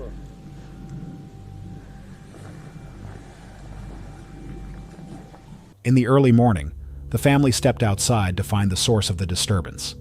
Tracks surrounded their tent, large, clear paw prints embedded in the mud, far too big to belong to a stray dog. Upon reviewing footage from a trail camera they'd placed nearby, they discovered the answer. A gray wolf had spent a significant portion of the night quietly circling their tent. The video showed it moving cautiously, never aggressive, but always close. At one point, the animal walked directly in front of the camera, its eyes catching the infrared light before slipping back into the woods. It never attacked, never growled, but it returned several times. It watched. Further exploration revealed signs of other wildlife: wild boar, cow tracks, even possible bear markings. The area wasn't just a peaceful patch of forest. It was active territory, and the family hadn't been alone. This encounter is a reminder of the thin boundary between human presence and true wilderness.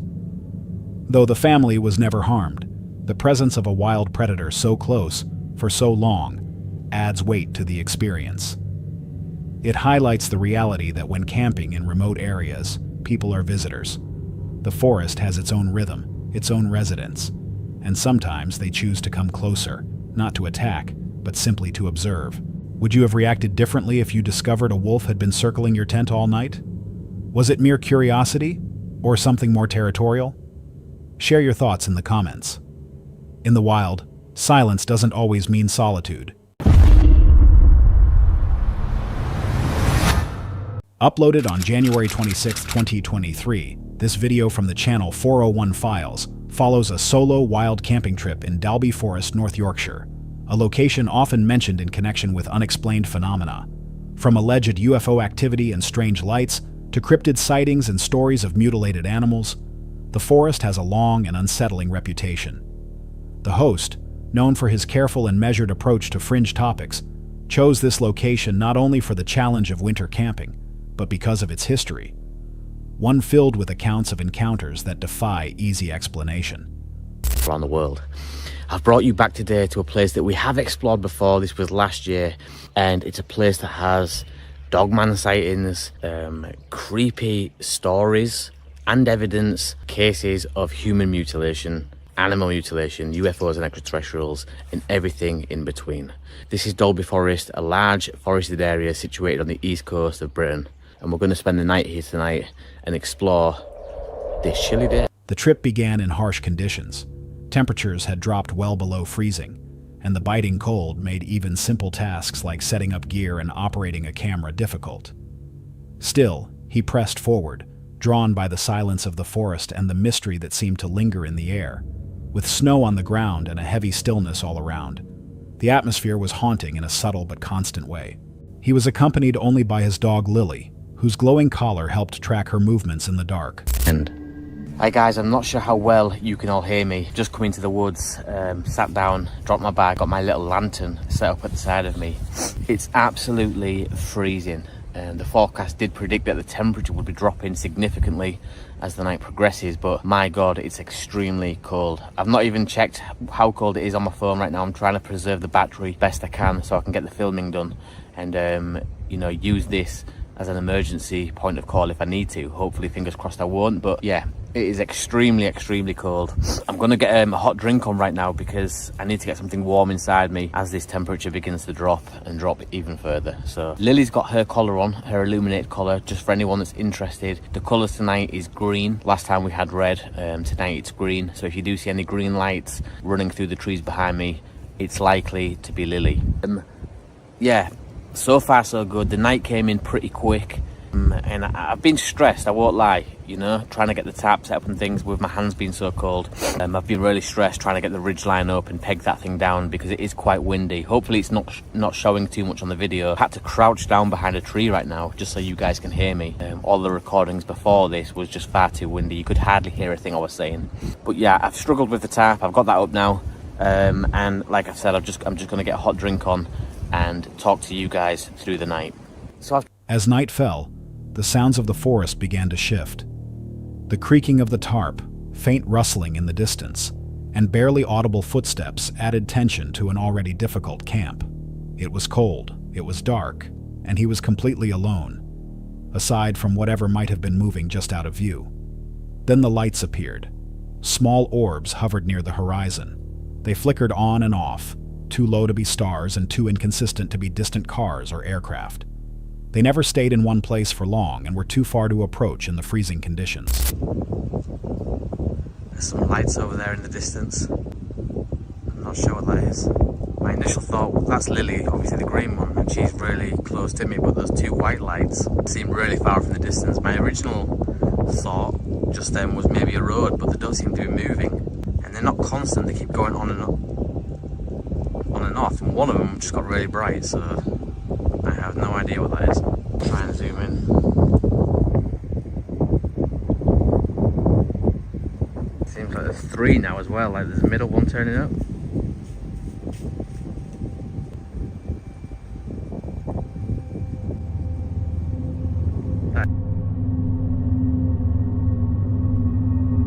The camera captured a portion of the event, though the extreme cold made it nearly impossible to hold steady or film for long. Later in the night, the sense of isolation deepened. Every time he faced the camera, everything behind it faded into total blackness. He couldn't see more than a few feet beyond the light, and with the area's history, that fact felt increasingly unsettling. Dalby Forest has long been associated with strange reports, a pattern that drew attention from researchers like Tony Dodd, a former police officer turned UFO investigator. Dodd documented cases of animal mutilations in the area, often noting precise incisions that didn't match predator attacks. There were also stories of unusual figures seen moving through the trees and lights that defied conventional explanation. I've said this before, but I'm really going to quickly just throw this in there once more, is that when I'm filming like this, the light on the phone is shining at me, and that's why I'm illuminated. Granted, I've got this little lantern in my hand right as well, this little thing here. But the downside to that behind the camera right now, I can't see anything. It's pitch black. And so technically something could be stood, I would have no idea. That's a terrifying thought. Anyway, you guys get back, like I say, wherever you are, stay warm, because where I am right now, I'd love to be where you are, in the warmth of your house, under the covers. Let me take one for the team. You guys get back, relax, and enjoy. I'm just looking up through the tree canopy right now, and I can quite distinctly see the Seven Sisters, the Pleiades constellation. And whenever I'm out and it's a clear night, that is always the constellation that I tend to gravitate to, because in my opinion, that's where they're coming from. You know, there will be many other constellations out there where life forms are leaving and returning day in, day out. No doubt about that. But the one that keeps cropping up, if we go off eyewitness testimonies and abduction claims, is the Pleiades constellation. You know, a lot of these people come back and report that these beings come from around that area. So I always look up at that and just think, that is where they are, as well as many other places. As the host continued filming through the night, he mentioned the Pleiades constellation, a cluster of stars often cited in alien abduction lore.